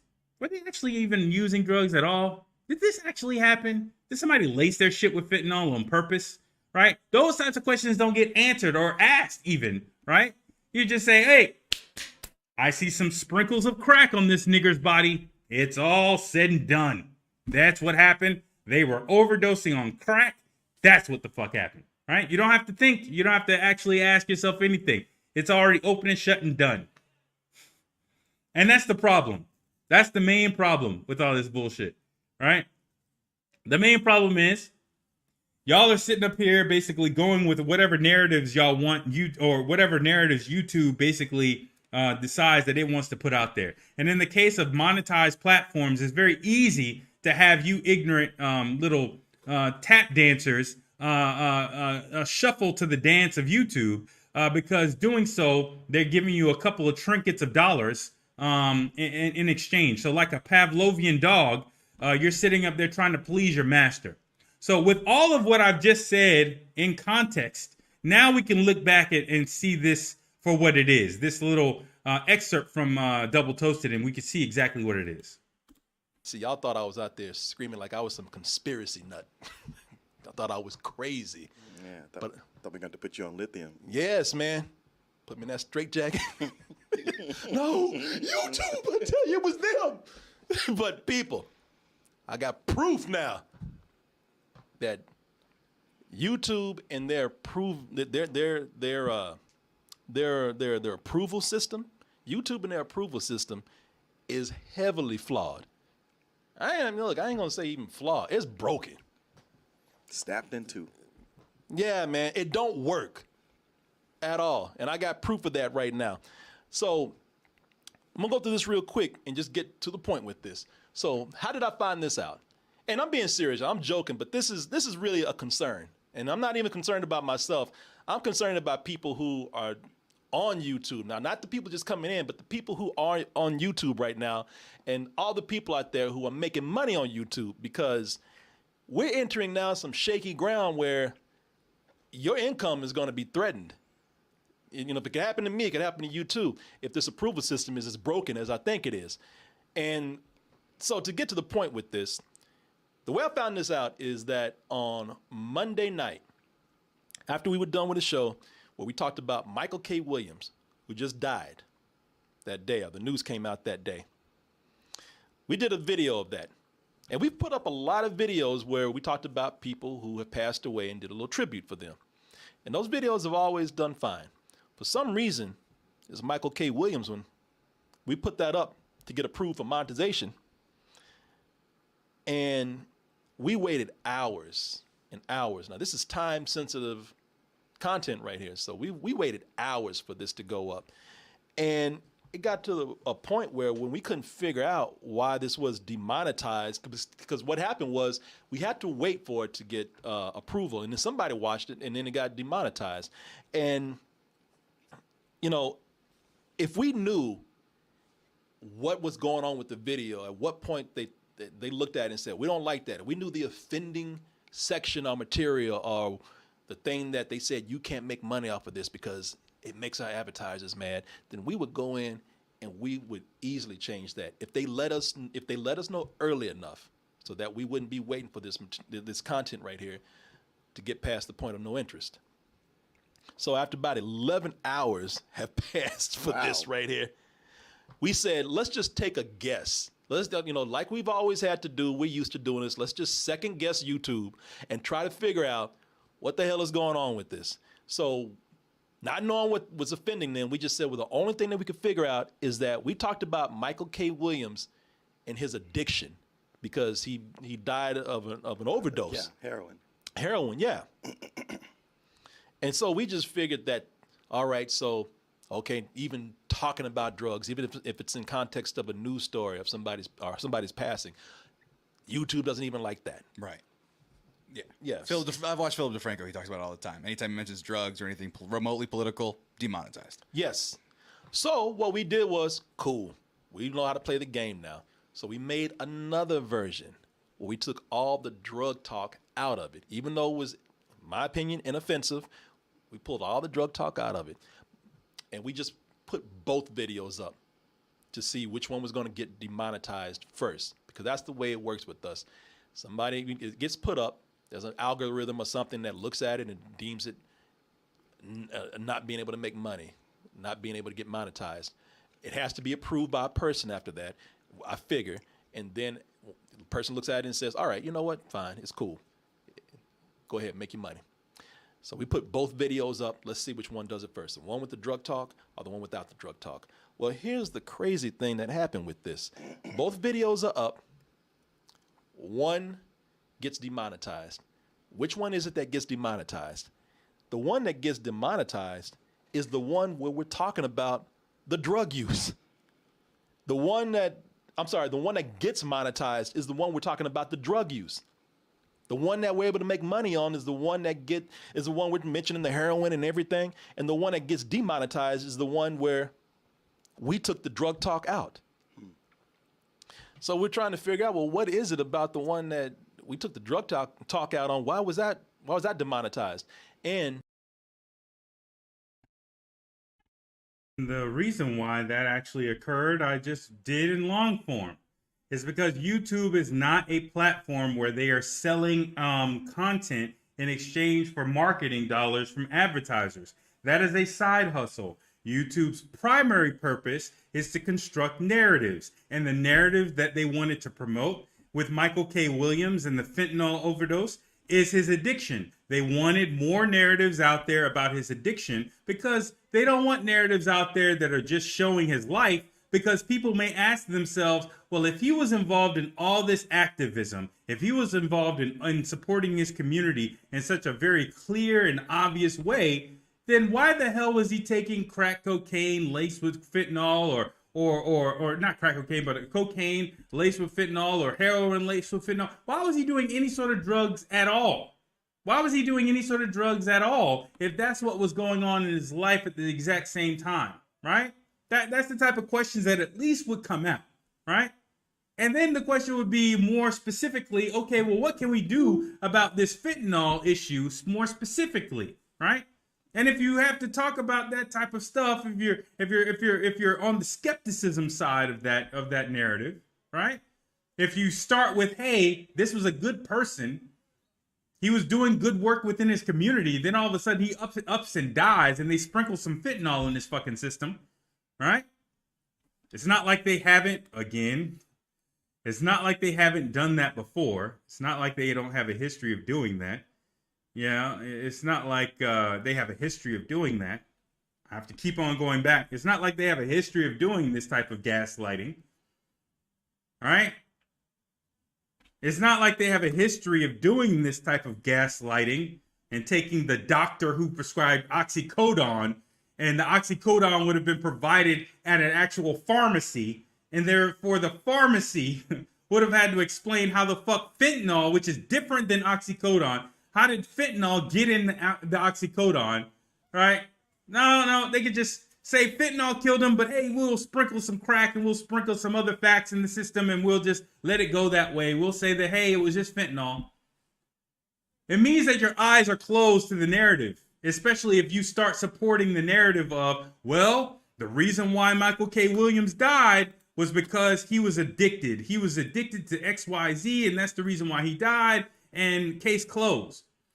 Corey, that's the reason why that video got monetized, as opposed to the video where you didn't talk about addiction, is because YouTube is a narrative constructing machine. All it does is construct narratives. That's the reason why it fucks around with people's channel.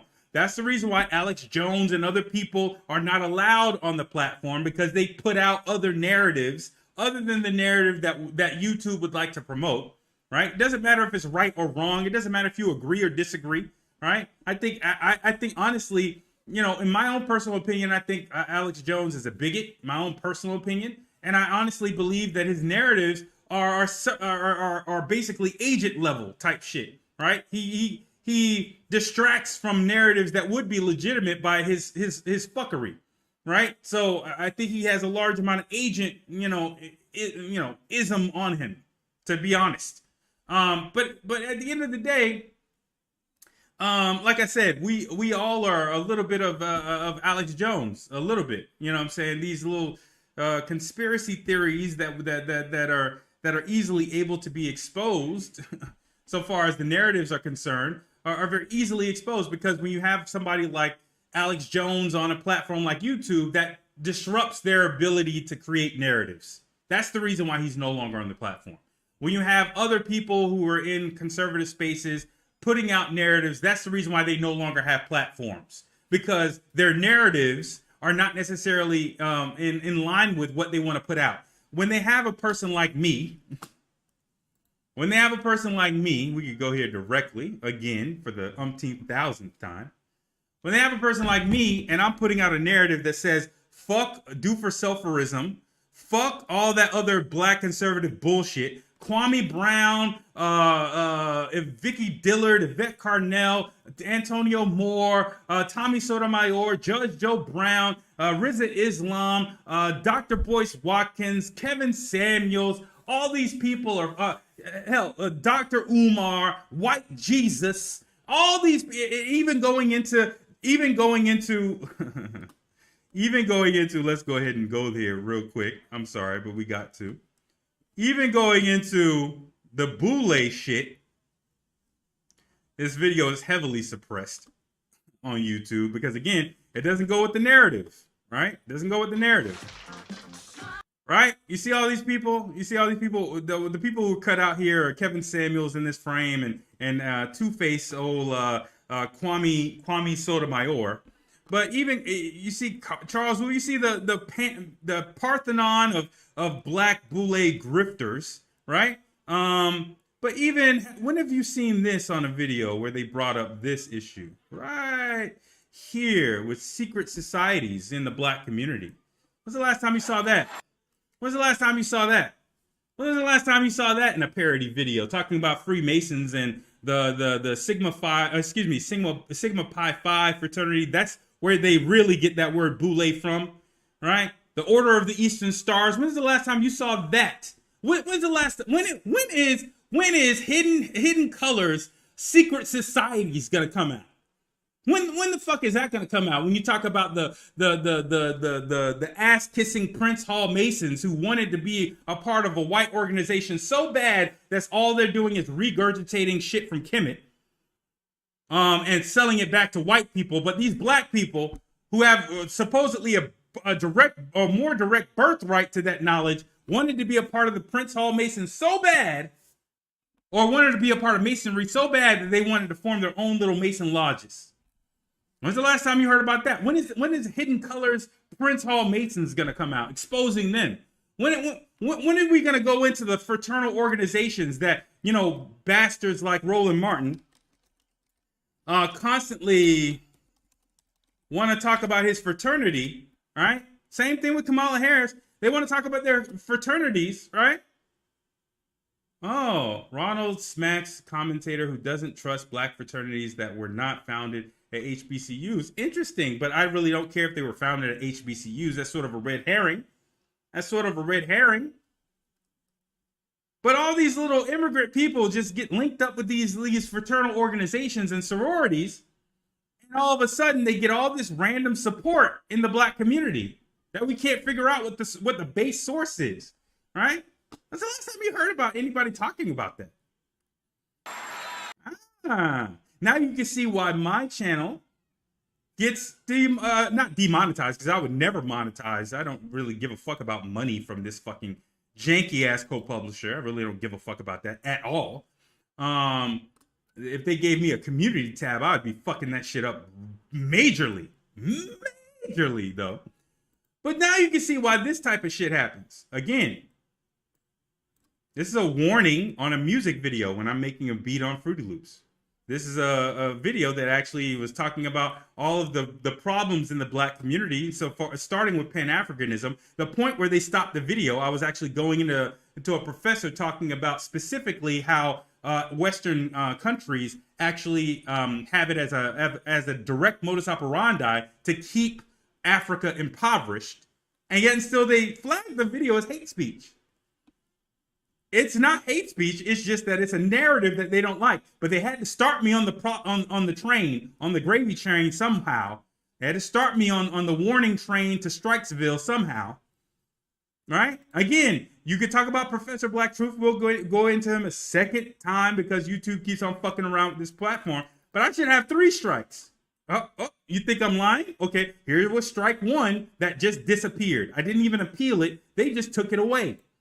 There's a whole bunch of stupid ass copyright claims. There's strike 2, but they labeled it as another strike 1 because they took the other one away. This should have been strike 2.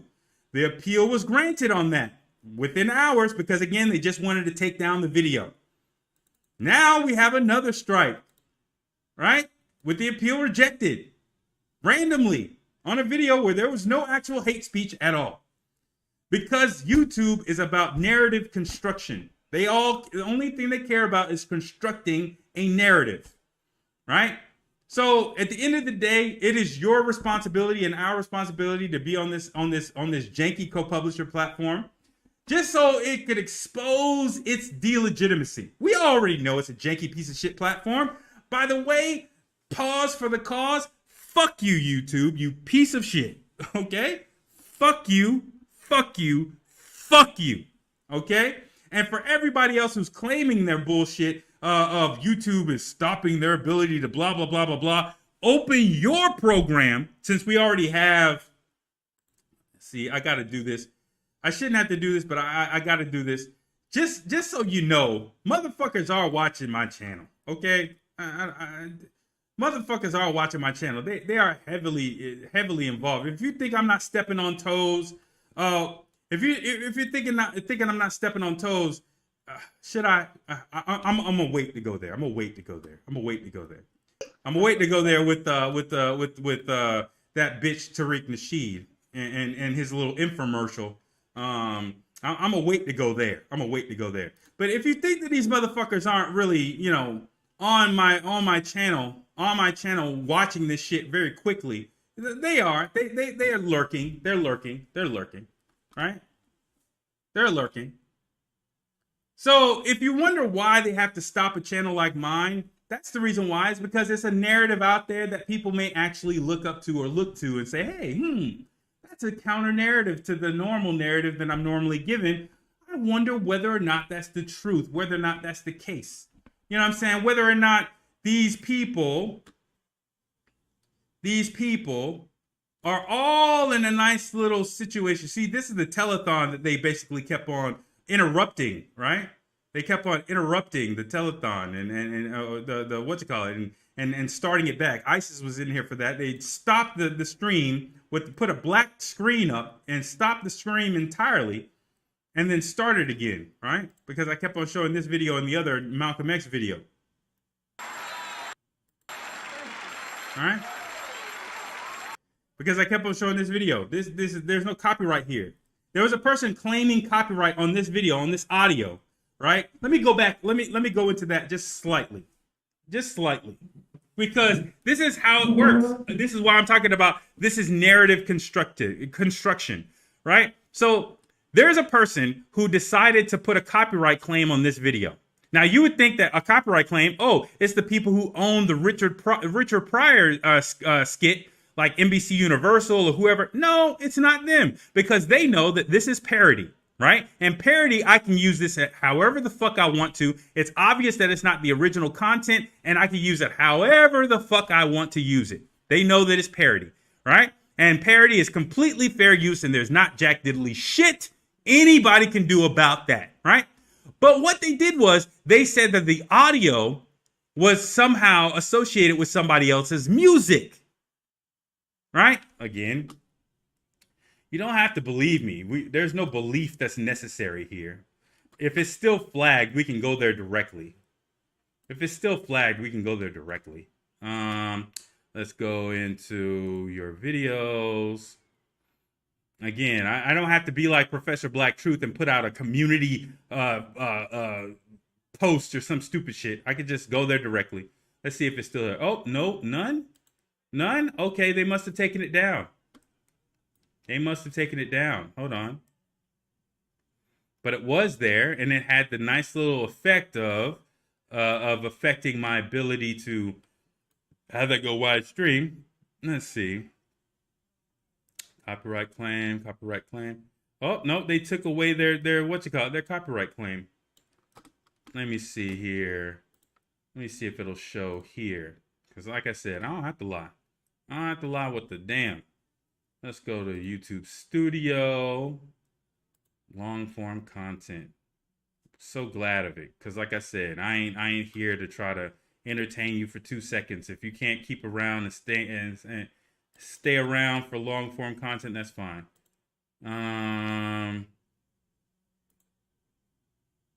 Here we go. Let's see. Oh, now.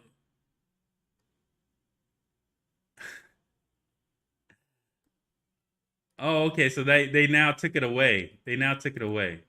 I think I put it on the video. Hold on one second. I think I put it on the video itself. Let me see the comments. Like I said, I don't have to lie. I don't have to lie, and I don't have to make up no shit. And I say these bastards don't want my narrative out there. I can actually prove the shit. Let's go. Let's go to videos. I think I put it on the actual, I think I put it in the comment section. Did I? Or did I not? There we go. There we go. So this was what was going on. So this TuneCore on behalf of Suge Gotti Music Group has a copyright claim on this video for music for the section of 233 to 410. Now, if you skip to that section, you might notice there is no music playing, dumb fucks. So this is, I curse these motherfuckers out, and y'all should too. When I'm doing my appeals, because they're gonna do whatever the fuck they want to. For this Omar Ray Church skit. So what I did was take the audio from this skit from this skit from Richard Pryor, put it as an intro, and somehow this is a copyright claim. So what he did, I mean to say. From YouTube, allowed. If you don't, get the fuck out of here. I'm gonna know something. This is like getting a copyright claim from Vanilla Ice for remixing Queen Under Pressure. If you don't, get the fuck out of here. So what actually happened, if you look at this little stupid ass fucking skit, which I don't even much know if it's on YouTube. Oh yeah, it is here. See this little skit right here. And again, dumbass, this is called fair use, so I can still show this skit because you don't actually own this shit. It come to me in a dream. See? And I hate to bring these things to you in the church, but it come to me in a dream. See? He's just taking audio from the original, but what I'm using is the original the actual but it doesn't matter because you know why? Because YouTube owns Content ID. So if you don't make music, right, you don't know this. So if you go on a DistroKid and let's say you make a beat, like, I don't know, like this one, like this beat right here. Let's let it play in the background. So if I make a beat like this,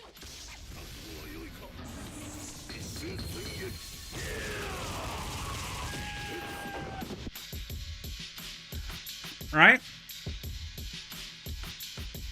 Nice little beat. And I were to take this same beat over to DistroKid, what it'll do is it'll basically put that on every platform. I'm Apple Music, YouTube Music, all the platforms, Spotify. It'll put it everywhere for streaming and purchases, right? So long as I own it. Well, one of the things that you will see when you try to do something like that, right, is you'll notice that Content ID or YouTube Content ID is available as a service. So what that means is YouTube will take the audio snippet, feed it to their algorithm, and then flag all the videos, or supposedly flag all the videos where that content is being used. So let's say if you do make music and somebody takes it and they use it in their video, then YouTube will automatically identify it and do a Content ID strike. That's how you get these. Let's go back. So that's how you get these.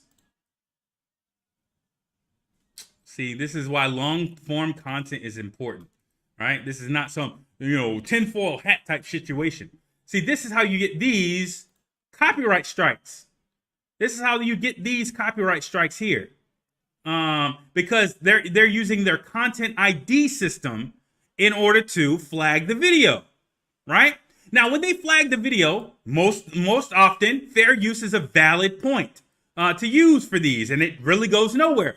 But the beautiful part of flagging the video is the algorithm doesn't put the video out for a large amount of consumption. And by the time that the Content ID is released from, or the flag is released from the video, it's like 30 days old. So it's not going to trend or not going to be in anybody's, it's not going to be pushed to anybody because it's now 30 days old, right? It's now a good way of shelving content, right? By putting a erroneous Content ID. So go back to this fucking video.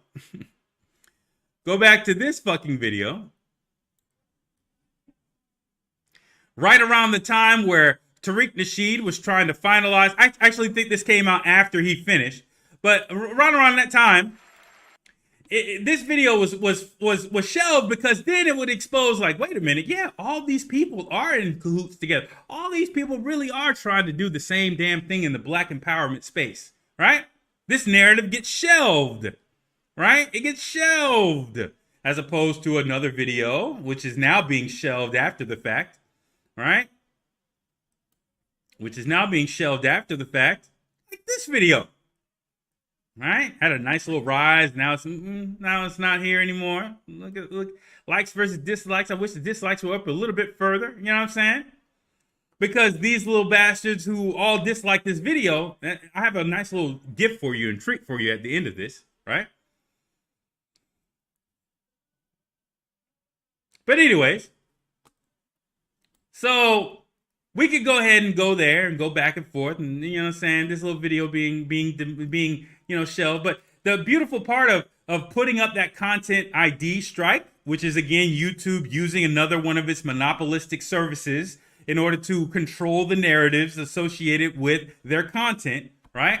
They can flag your video for the stupidest of shit for 30 days, but while it's being flagged, they don't have to push it out to anybody, right? And so therefore, content like this, let's go back to it. We're going to keep on going back to it. Long form content. Content like this can be shelved. All right? So it doesn't get wide exposure. Notice it's still 270, even though I was already here a couple of times. Right? Yes, my views does count to the view count. But it's not counting to this view count. Now is it? So funny. So fucking funny. So what you have to understand is what YouTube is. If you don't know what your enemy is, then you'll be confused, right? If you don't know what's really going on here, you'll be confused as hell. Like, oh my God, what's going on here? These bastards at YouTube just don't want to give me money. I'm trying to do everything I possibly can to put out the content that they want me to put out, but I keep on getting censored. I keep on getting demonetized. What's going on? You either put out the narrative that YouTube wants you to put out, or you don't put out the narrative that YouTube wants you to put out. It's one or the other. It's one of the two. It doesn't really matter, right?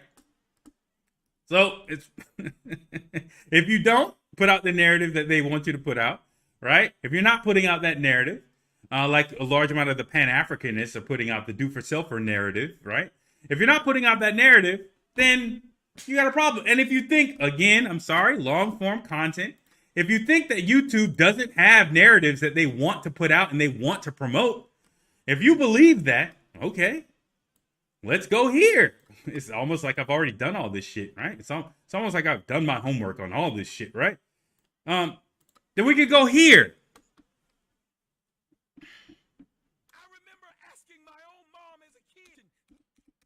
Let's back up. Let's remember this video was monetized. This video had a commercial. At the time of this video being captured, this video right here from this bastard Tommy and everything that you're about to hear, it was monetized by YouTube. He's recently now deleted a large amount of his backlog content, but keep in mind this was monetized. So when I say YouTube wants to construct narratives, they do want to construct narratives. Oh, back up. Let's go. Back. Yeah. Back up. Back up. Back up.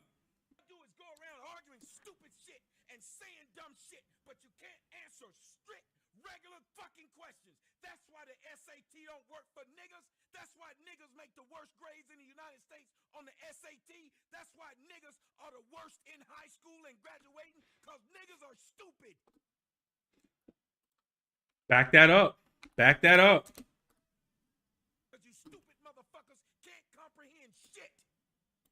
All y'all do is go around arguing stupid shit and saying dumb shit, but you can't answer strict, regular fucking questions. That's why the SAT don't work for niggas. That's why niggas make the worst grades in the United States on the SAT. That's why niggas are the worst in high school and graduating, because niggas are stupid.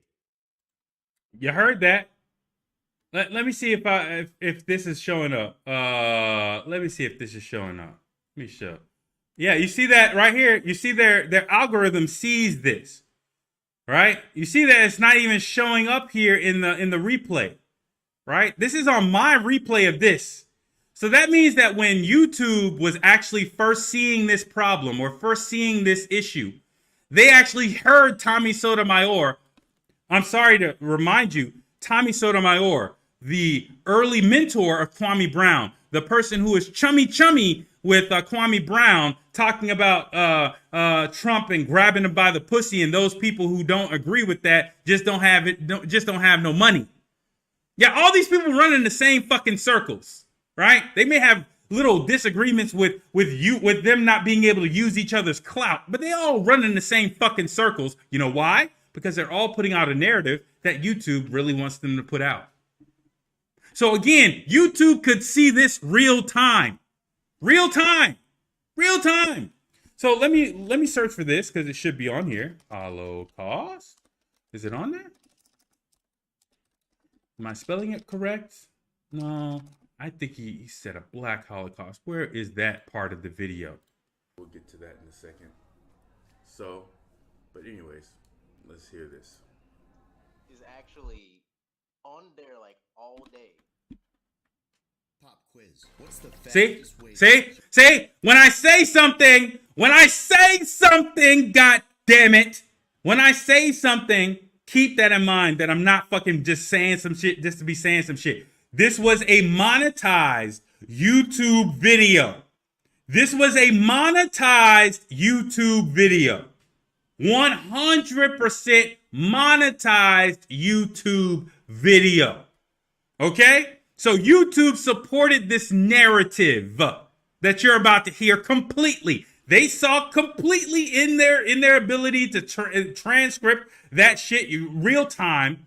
They saw that he was saying this type of shit. Everything that you're about to hear, they saw it. They didn't give a fuck, and they monetized it after the fact. Your credit score. Is it A, pay your bills on time, B, hire a credit repair? And I just wanted to relay that to you that he knows what he's doing, bro.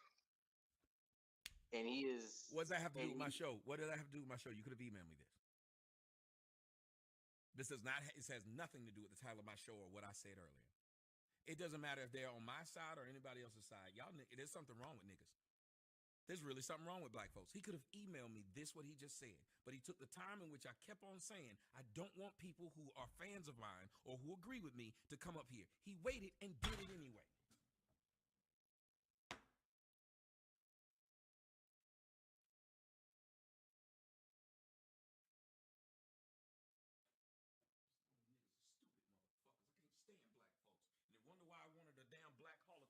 I wish motherfuckers would come out and kill every one of you niggas. Yeah, you heard that, right? On this fucking monetized channel, he said, you wonder why I call for a black Holocaust? I wish that somebody would come out and kill all you niggas. See? Right there. Right there. Monetized. He got paid by YouTube to say this shit. YouTube constructs narratives. That's what they do. They don't sell your content to marketers, to advertisers in exchange for advertising dollars. That is a side hustle. What YouTube actually is a janky co-publisher who uses its unilateral and asymmetrical co-publishing authority to not only edit content, which I could also show, but not only to edit content, but to also construct narratives with the content. You don't know how much Tommy Sotomayor is getting paid by YouTube to say all this shit. You can assume, oh, he only has 30,000 subscribers, blah, blah, blah, blah, blah. He's not getting paid that much. He's only got 26,000 views on this. Y'all don't know how much YouTube is paying this nigga. Y'all have no idea how much YouTube is paying this nigga. They could be paying him all. He has enough money to have a black card. I can tell you that much. He has enough money to have a narrative, to have a story time where he's talking about a black card.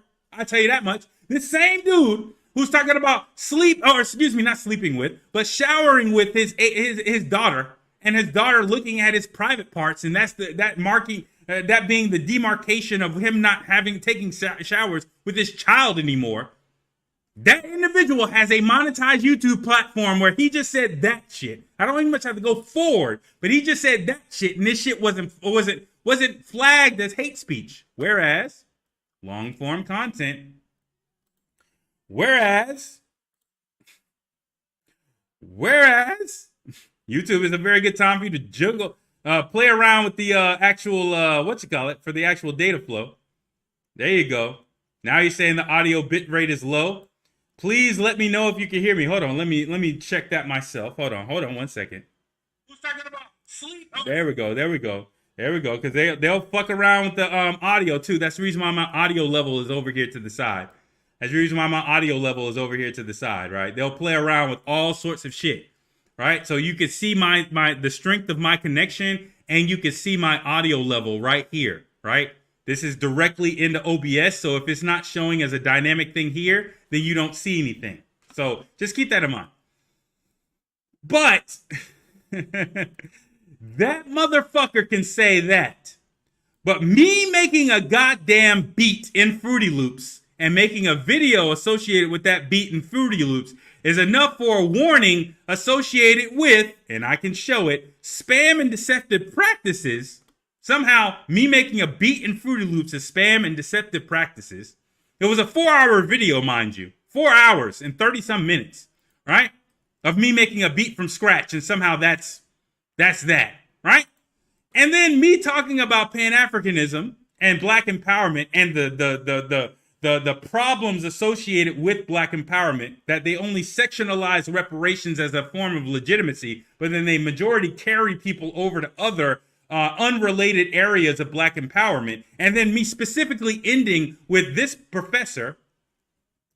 Let me go ahead and slide over to this. Again, long form content.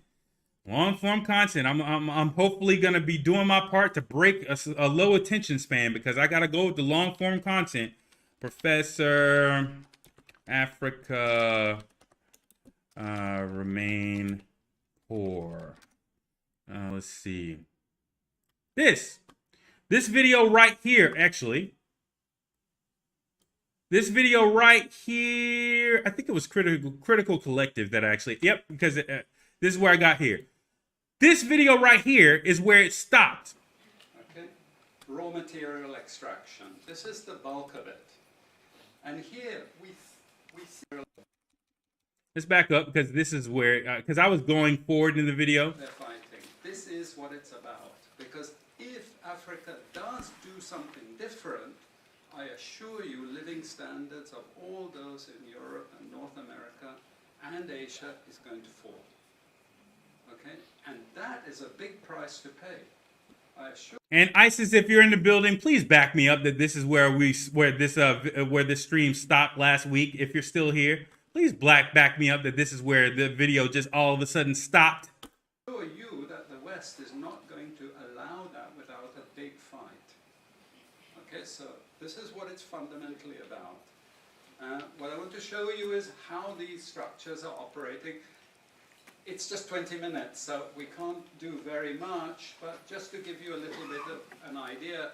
And why I keep the ideology part there is because we are part of the producers of ideology. At universities and academic institutions, we are complicit in this whole enterprise. Okay, so the job of many Western academics is to convince Africans they have to keep doing what they're doing. Okay, and to show them it's your fault that you're poor. It's not our fault. It's your fault that you're poor. You know, so this is what we do in academic institutions, and I want to show that as well. We just start. This is. Yeah, this is the part right here in the video, and I can sort of somewhat show it. Should I?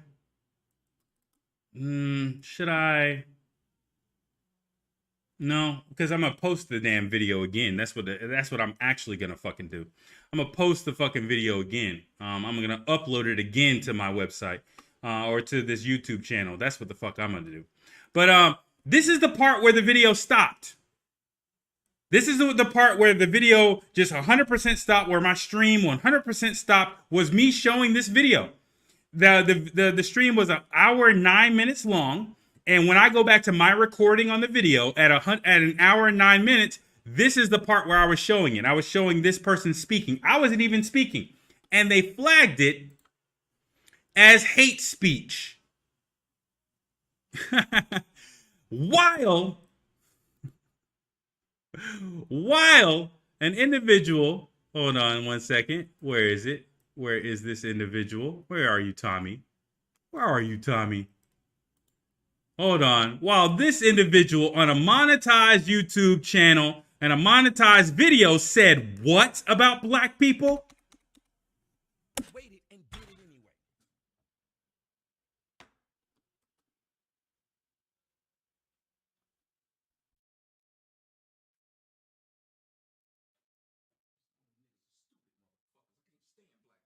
They wonder why I wanted a damn black holocaust. I wish motherfuckers would come out and kill every one of you niggas. Now repeat that. I can't stand niggas. I hate black folks. Black folks are stupid.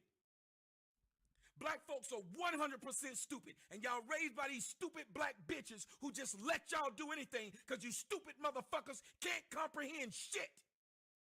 All y'all do is go around arguing stupid shit and saying dumb shit, but you can't answer strict, regular fucking questions. That's why the SAT don't work for niggas. That's why niggas make the worst grades in the United States on the SAT. That's why niggas are the worst in high school and graduating, because niggas are stupid.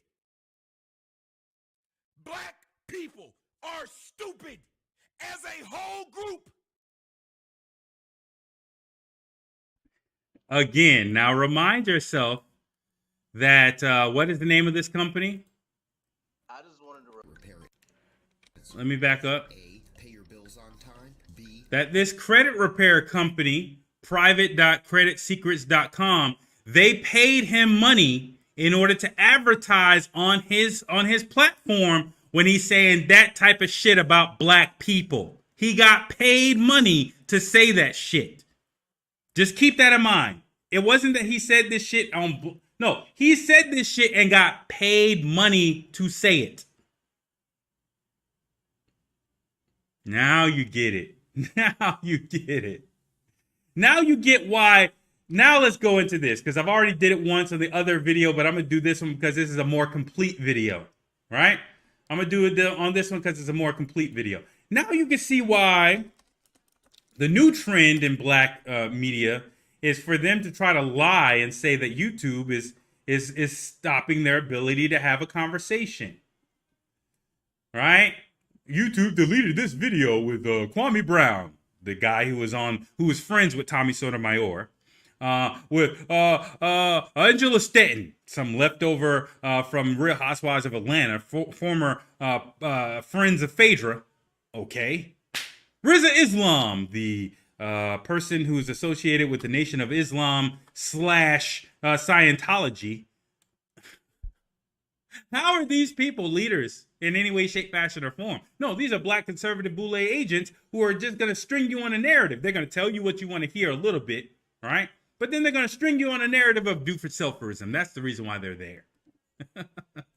And YouTube, quote unquote, messing around with their platform is an example of how they're actually saying truth. That's what's, no, it's just the new narrative now. You act like you play around with their platform so that now if YouTube's against them, then they must be telling some real truth, when really they're just tools of YouTube. The only thing that all these people got in common is that they're all trying to build a platform on YouTube. And then we could go to the little anonymous piece of shit, Professor Black Truth, or as I like to call him, Night School Teacher Truth. And his little community post. Now, I don't know how you get a community tab if you're not associated with YouTube. I don't know how that happens, but you know what I'm saying? I think that he has a monetized channel. No shade to people who have a monetized channel, who realize what YouTube is and use their channel to whatever ends they want to use it to. You know what I'm saying? You're judged by the content of your site at that point. Oh, come on. Oh, I can't go there? What's going on? I can't go there? Let's go to one of the videos then, and let's backtrack that way. Oh, wow. Look at this. Look at this, people. I can't go to his channel. Can I go to Black Authority's channel? Yeah, I could go to Black Authority's channel. Can I go to Professor Black Truth's channel? Oh, nope. I can't even go to his channel anymore. Wow. That's funny. Let's see if we can go there directly. That's how you spell it. Professor or Prof Black Truth. Okay. He has a 0 for some reason in his name. Okay, let's try to see if we can go there directly, because I know I was just there. Now I can't even go to his channel. That's interesting. You guys are seeing this live as fuck, ain't you? Truth. Let's see if I can go there. Oh, page is unavailable. Oh, what's going on here? What's going on here? Can y'all go to his panel? Oh, there it is. Now I can go. Okay, maybe I was just slid down a little bit too much. Okay, there we go. All right, so here we go. Community tab. Now you see this. Family, Twitter and Google, YouTube have blocked my access to me accounts. I'm reading it just as is. On these platforms for a while, guess Silicon Valley eggheads never want to miss a chance to try to disrupt what we're attempting to do. But I've got my accounts accessible again, and we will resume posting videos soon. Get the fuck out of here. Get the fuck out of here. Show it then, bitch. Show it then, bitch. This random ass shit. When I tell you I should have 3 strikes, I could go to my fucking YouTube studio and I could show you that they've been fucking around my channel and I should have 3 strikes. I could actually show you 3 strikes. 1, there you go. 1, got disappeared. 2, got granted an appeal randomly. And 3, I can show you. Where's the fuck is his shit? And I guarantee, and I'm telling you, this video right here, for all the, if there's a YouTube employee, this video right here, I'm gonna manually upload today. All 1.45 gigabytes of that. I'm gonna manually upload that again today because there was no fucking hate speech in it at all. I'm gonna re-upload it unedited to this fucking platform. And I don't give a damn if you strike my shit for a second or third. Who gives a flying fuck? Who gives a flying fuck? I don't care. I'm still gonna do what the fuck I need to do, right? So at the end of the day, that's what you have. Hopefully I've driven my point home. This is long form content to its ultimate extreme, right? Hopefully I've driven my point home that what YouTube is, why DOS people or descendants of American slaves, DOAS people, should not be involving themselves in this new wave of drug use and shit like that, because you're gonna fuck yourself up and end up in a fentanyl sprinkle situation. That's what the fuck is gonna happen to you. That's what the fuck is gonna happen to you. Hold on. Keep on going back to the same shit. That's what's gonna happen to you. Hold on.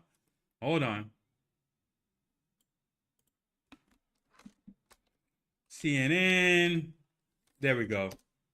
That's what's going to happen to you. Because if it can happen to George Floyd, and there was a fucking 8-minute video showing exactly who killed him and how, and yet and still there's still a fucking discussion around whether or not fentanyl was a part of it, you could get murked very easily. You could get murked very easily by fucking around with drug use.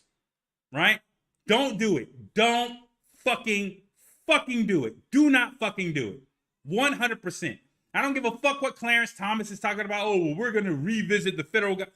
Fuck that shit. Fuck that shit. Fuck that shit. Stay away from that shit as much as humanly possible. And if you're going to actually advocate for it, if you truly want to advocate for drug use or recreational drug use, you should be, once again, looking at this interview and advocating for this part of it too, which is facilities to actually check your drugs for purity and to verify that it doesn't have any fentanyl in it, so that you can't be murked by your drug use and your drug use alone, right? That's what the fuck you need to do. But now we're going to take a little slight diversion over to something else, because I want to go ahead and do a little watch on something. Hold on one second.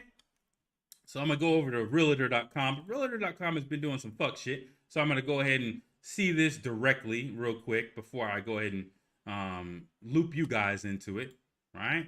So we're going to go ahead and go to the highest price.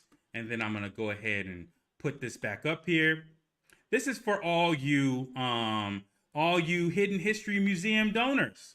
I got a nice little present for you guys. So if you look on realtor.com, you notice that the very next thing, again, I did this on my previous video, but this is going to be a more comprehensive video. So I'm going to do it a fucking again.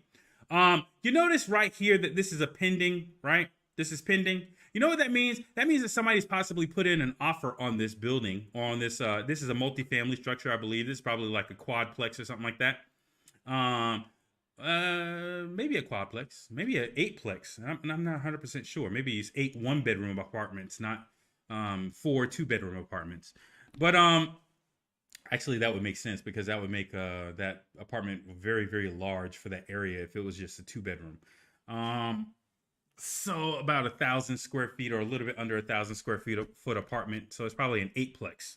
What that pending means is somebody's put in an offer. And the sale is not completed yet, but maybe the offer is either accepted, right? Or it's under contract, or maybe they're under the process of actually going and setting up the closing date with the real estate office or real estate attorney, right? To sign all the paperwork. And maybe the other side is solidifying their finances, right? But it's in a pending state, which means that it's about to be sold. You see right next to it. I shouldn't say the, I said it on our Hidden History Museum family. This is our Hidden History Museum family. We won't own not a goddamn scintilla of this motherfucker. We won't have our names on the properties worth a goddamn. We won't have a say whatsoever unless we pay $10,000 to be a part of the advisory board. But our Hidden History Museum is still for sale, people. Almost a month, or almost over a month after, or almost at a month after the Indiegogo is concluded, with it getting not just $1 million, we gave Tariq Nasheed. Hey, if Tariq Nasheed could play that game of Wii, then I, who never gave to the Hidden History Museum, can play that game of Wii with those dumb people who provided money to them. I could do that same thing. So we gave $1.1 million for this structure, and the land is still for fucking sale. The land is still for fucking sale. What exactly do you bastards have to say now? What exactly do all 10,000 of you, almost 11,000 backers, what do y'all have to say now? This Hidden History Museum is still not built. Or still, the land is still not purchased. It's not even in pending status. I could call, which I probably am going to do a video at some point. I could call the agent for this. I could call the agent. It would be kind of weird because I wouldn't be able to record it. I would be able to record my side of the call. I wouldn't be able to record the call itself because there's several violations of federal wiretapping laws associated with that. There's also issues with California being, I don't think California is a single party consent state. As well. So there's huge amounts of problems with that. I believe. I know Florida is definitely not a single party consent state. It's a dual party consent state, but I think California is also a dual party consent state too. So anyways, several problems. So I would have to just record myself, my side of the call, and make sure that you wouldn't be able to hear the other side of the call. But it would be very interesting to call the realtor associated with this and be like, hey, is this property still available? Hey, has anybody actually put in a bid for this property? Has anybody actually put in an offer for this property that is supposed to be our Hidden History Museum? Right? Because it seems to be on here for sale as shit. It means that if I had $3 million right now, I could call up this realtor right now. If I had $3 million, go ahead and put in an offer right now for this full value. And I could go ahead and buy this property right now. I wonder what the plan is. What is the plan? Is the plan to get another $1 million donation? Is the plan to do a $2 million donation so that the land can be purchased outright? What is the actual plan? Is the plan to suck up the companies like Charter Communications so that Charter Communications gives a nice little bonus or a nice little donation to your 501c3 organization so you can purchase the land with Charter Communications' money? Or are you waiting for other boule people in the background to give secret donations to you in order for you to... What is the plan? What is the plan? What is the plan for our Hidden History Museum? That's my question.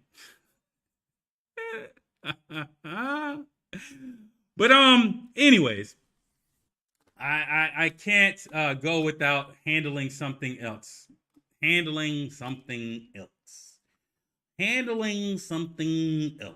So we're gonna look at this together, sir.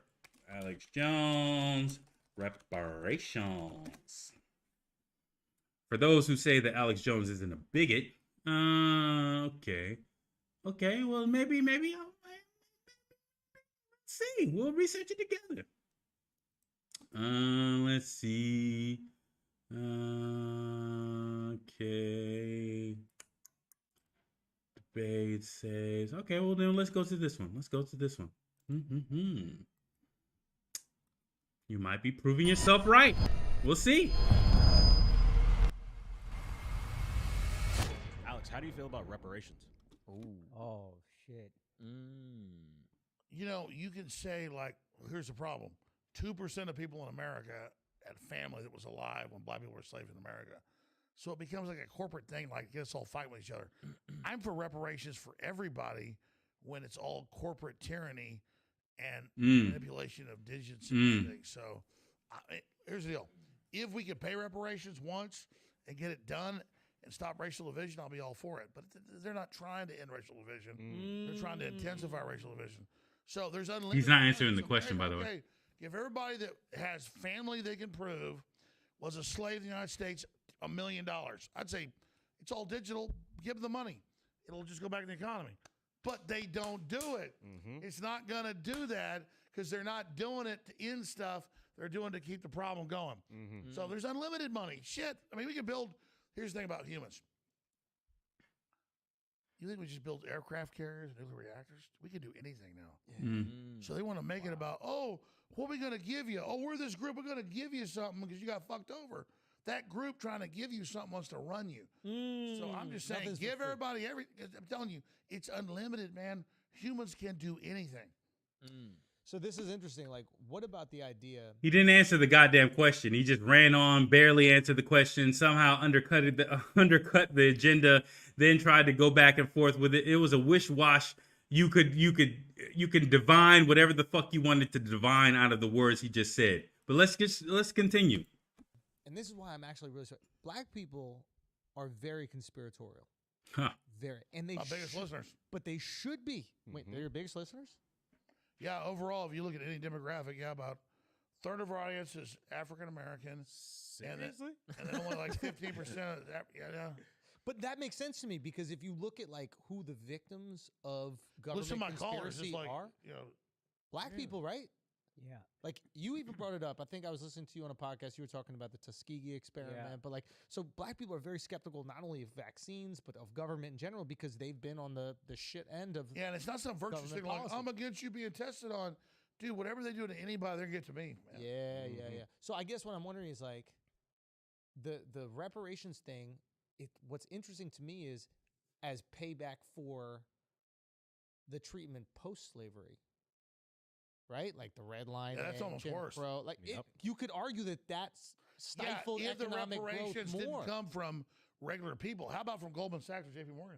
Talk to like if they said, "Oh, Bank of England," back into general narrative. All for it, but like some average dude. What did they just imagine being some back? white dude that like works at a restaurant. He can barely pay his bill. He's divorced. He's got to pay the state this money for now he's got to increase taxes so he could pay back somebody else. He's going to be pissed off. And he's hearing like, I'm going to give black people money. That's bullshit. Yeah. But if you said, hey, IBM, you ran the Nazis, you're going to pay money. I don't think see individualizing it. See again, individualizing it. That's bigotry, right? That's soft racism. That's in my definition bigotry, right?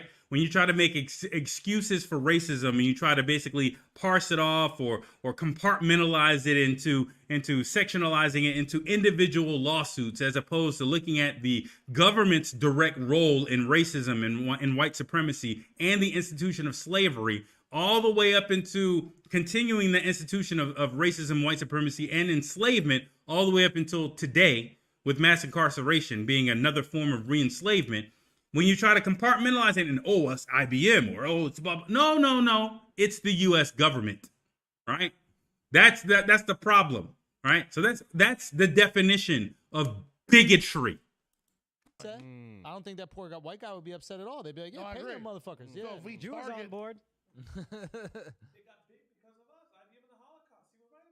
Yeah, so hit who did it.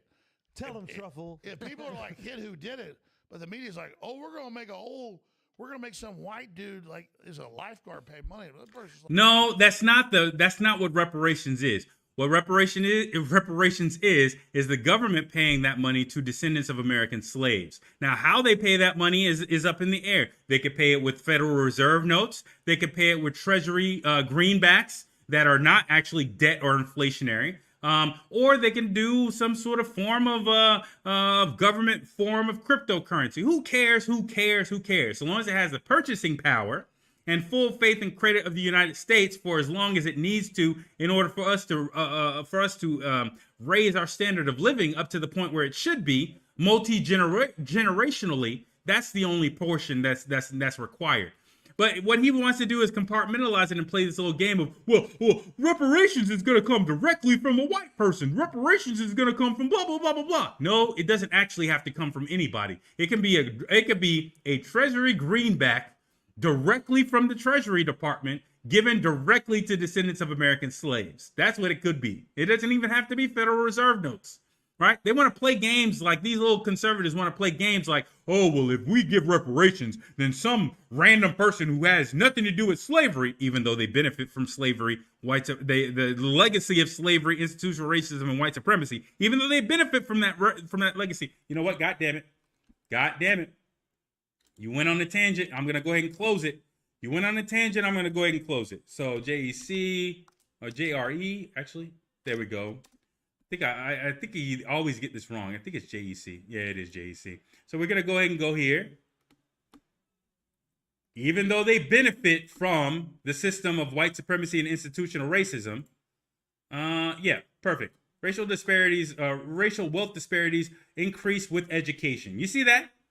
That is what white supremacy, institutional racism does. That's a legacy of slavery, of directly keeping, in this case, it says black. But black includes Nigerians, Kenyans, and everybody else.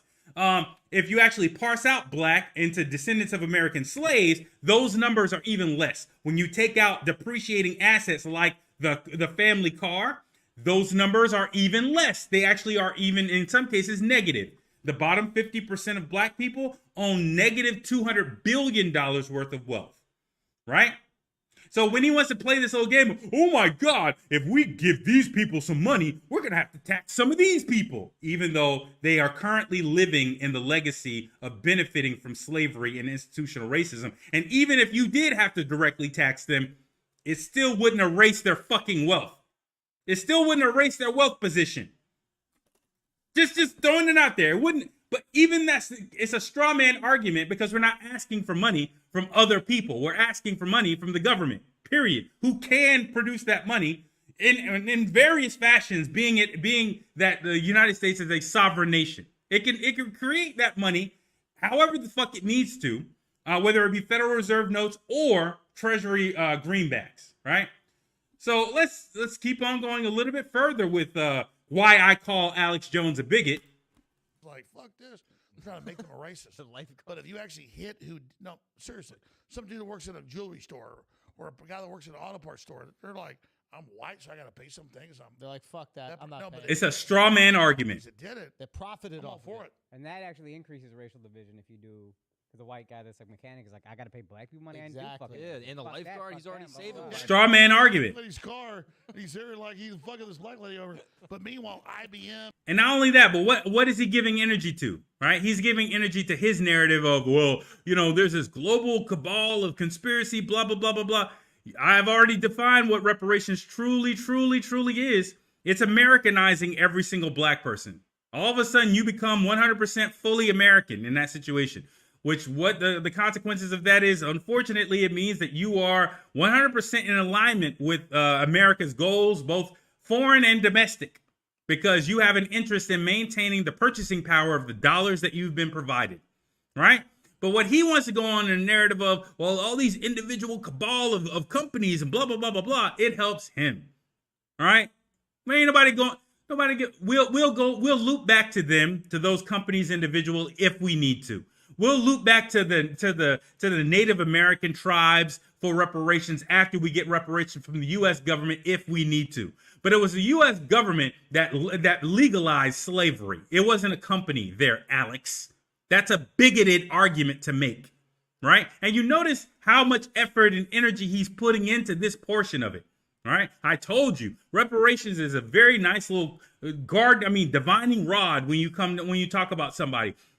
Find out their position on reparations, you figure out exactly who the fuck you're dealing with. Exactly who the fuck you're dealing with.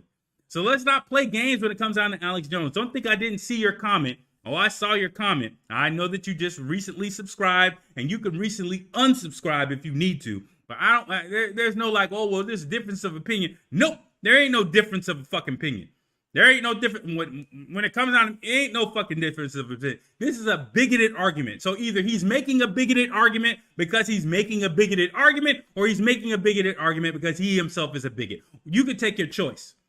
You could take your choice, but that is a bigoted argument. It's a straw man bigoted argument in order to get around the fact that reparations is needed for descendants of American slaves. Not only that, but when you go to his actual thing, even though he tried to say, well, a third of his viewers are African, whatever. When you go to, whenever he's bringing, okay, you know what, damn it.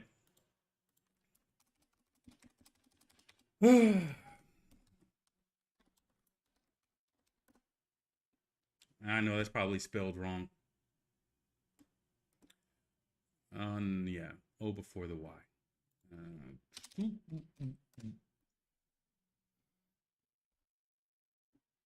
I think I would have to go to BitChute in order to get his, or band.tv or something like that in order to get his opinions on this.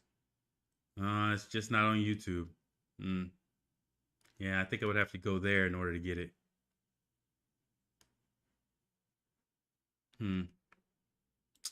Yeah, I think I would have to go there in order to get it. Yeah. I think I would have to go there in order to get it. Oh, this is really going to piss off YouTube. Oh, this is really going to piss off YouTube at this point. Even though this is 100% educational. Let's go to Alex Jones. George Floyd. Oh, this is really going to piss off YouTube at this point. Oh, look at there. Destroying what's called narratives. I want to see Alex Jones's opinion, though. Exposes the racial division rhetoric being ramped up in the wake of senseless murder of George Floyd. Oh, it's just rhetoric. Oh, okay. George Floyd tried to hide white powder during arrest. Look at this. InfoWars. Right? He tried to hide white powder. Oh, okay. I'm sure that was a year and 3 months ago. I'm sure that came up in the trial, right? That came up in the trial, must have been. Right? So don't try to do this little bullshit. We could go into the videos. We really could, but I don't really have time. I don't have time at all. Well, we can go into the videos if necessary, or you can go here yourself and you can look at it, but I can tell by the titles of what the type of the bullshit that was coming out of his fucking mouth and the type of narratives that were coming out of his fucking mouth. So when we talk about Alex Jones, we're talking about somebody, when it comes down to it, it makes a large amount of bigoted comments. Not racist, but a large amount of bigoted comments. The difference between me and when I think about racist and a bigot, a racist is a person who says, yes, I'm better than you because I'm white. A bigot is somebody who says, well, here's the scientific reasons why it leads to this point of, or this conclusion of me being better than you because I'm white. Right? I'm not going to say that directly, but I am going to present you with all the information that would lead you to that conclusion. Right? And you can make up your mind all you want to, but I am going to say these types of things, even though these narratives that I'm bringing up maybe kind of, unpopular, right? At the end of the day, he's trying to double speak. At the end of the day, he's trying to double speak. So let's not play games. I say that we all are Alex Jones in the fact that we all are now subject to YouTube's narrative constructive apparatus, right? I'm not saying that we're all Alex Jones because I support Alex Jones. I do not in any way, shape, fashion, or form. When it comes down to reparations, he says a whole bunch of bigoted things, which leads me to believe that he's a bigot in his goddamn self. Okay? So you cannot agree with that all you want to. That's fine. You can make the argument to that point. I would love to see, for you to find a video of him full-throatedly supporting reparations, right? Not police reform, which he goes against, not anything else. No. Reparations. With him saying directly, not in a soundbite where he says it one time and then undercuts it with an argument that's 5 times longer than his 2-second soundbite. Or 50 times longer than his 2-second soundbite of saying, yeah, I support it, but we should probably do it this way and that way, and blah, blah, blah, blah, blah. That really doesn't do shit. No. No. So anyways, I think I've handled everything I needed to handle in this video. I think I've addressed everything I needed to address in this video. Let me make sure my audio is still going. There we go. It's still going. All right. Got to double check everything. Because YouTube plays these games. So now I got to keep my audio levels showing on the video. I got to keep the actual levels of the showing on the video. Y'all can see the turning green, yellow, red, and all this other little bullshit, even though there's only one device on my Wi-Fi. Y'all can see all types of bullshit happen. But at the end of the day, like I said, hey, long form content. Keep your head on the swivel. You know what I'm saying? Do your best to try to go through the narratives, and with everything in you, stay away from drugs at all. Stay away from drugs completely. Not because of, being some sort of square. Stay away from drugs because they could use that shit to kill you and get away with it. Period. Especially if you're out here talking, in a way that's threatening white supremacy or institutional racism, or in the case of Michael K. Williams, you're actually a part of a community service organization that's actually helping your community in tangible ways. They may actually decide, hey, fuck this nigger, I want to kill him, and he has a history of drug use, and guess what? Nobody's going to ask any fucking questions. And not only that, but the other thing is, what was I going to say? The other thing. No, I can't remember. What's the other takeaway from this? Oh yeah, that YouTube is a narrative constructing machine. It does not sell your content in exchange for advertising dollars. What YouTube does is it basically constructs narratives with your content, and it tries to lead you by the nose like a Pavlovian dog using either its strike system, or which is the stick, or it tries to lead you by the nose with its carrot system with regards to its monetization platform, right? And as proven by its treatment of Tommy Sotomayor, we can now know that, YouTube is in the process or in the business, which I don't know if it's still up. It's in the business of supporting and monetizing content that would otherwise be classified as incitements to violence and hate speech, right? Yet and still that content is monetized. And I'm glad I have this video up. I'm so glad I have this video right here that forever cements the fact that those videos were monetized. I'm so glad I have this video up that shows that these videos that Tommy Sotomayor were monetized by that credit agency. And you could see it directly with your own fucking eyes. And right after they got back from commercial break, Is it A, pay your bills on time, B, hire a credit? we'll see what he went into. And I just wanted to relay that to you, that he knows what he's doing, bro. And he is. What does that have to do with my show? What does that have to do with my show? You could have emailed me this. This has nothing to do with the title of my show or what I said earlier. It doesn't matter if they're on my side or anybody else's side. Y'all, there's something wrong with niggas. There's really something wrong with black folks. He could have emailed me what he just said, but he took the time in which I kept on saying, I don't want people who are fans of mine or who agree with me to come up here. He waited and did it anyway.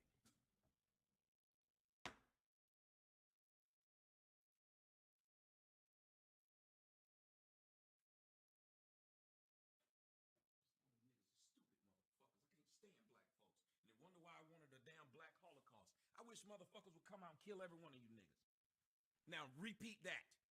I can't stand niggas. I hate black folks. Black folks are stupid. Black folks are 100% stupid. And y'all raised by these stupid black bitches who just let y'all do anything because you stupid motherfuckers can't comprehend shit.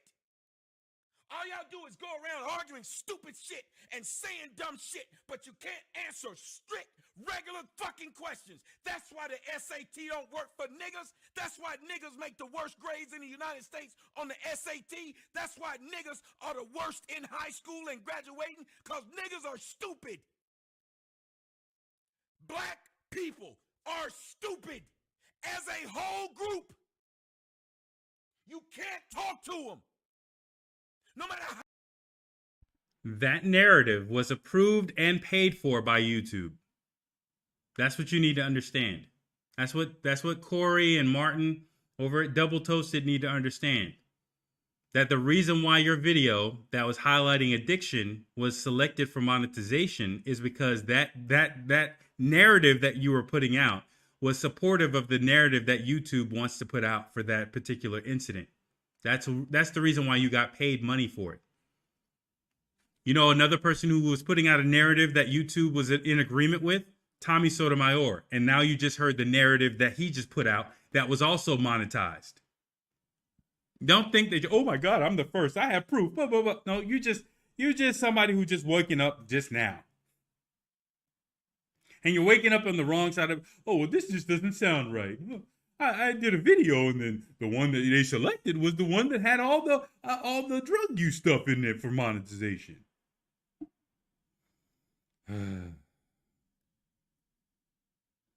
Like I said, I'm going to post my video that they said was hate speech. It's getting posted right back to my channel because there was no hate speech in it.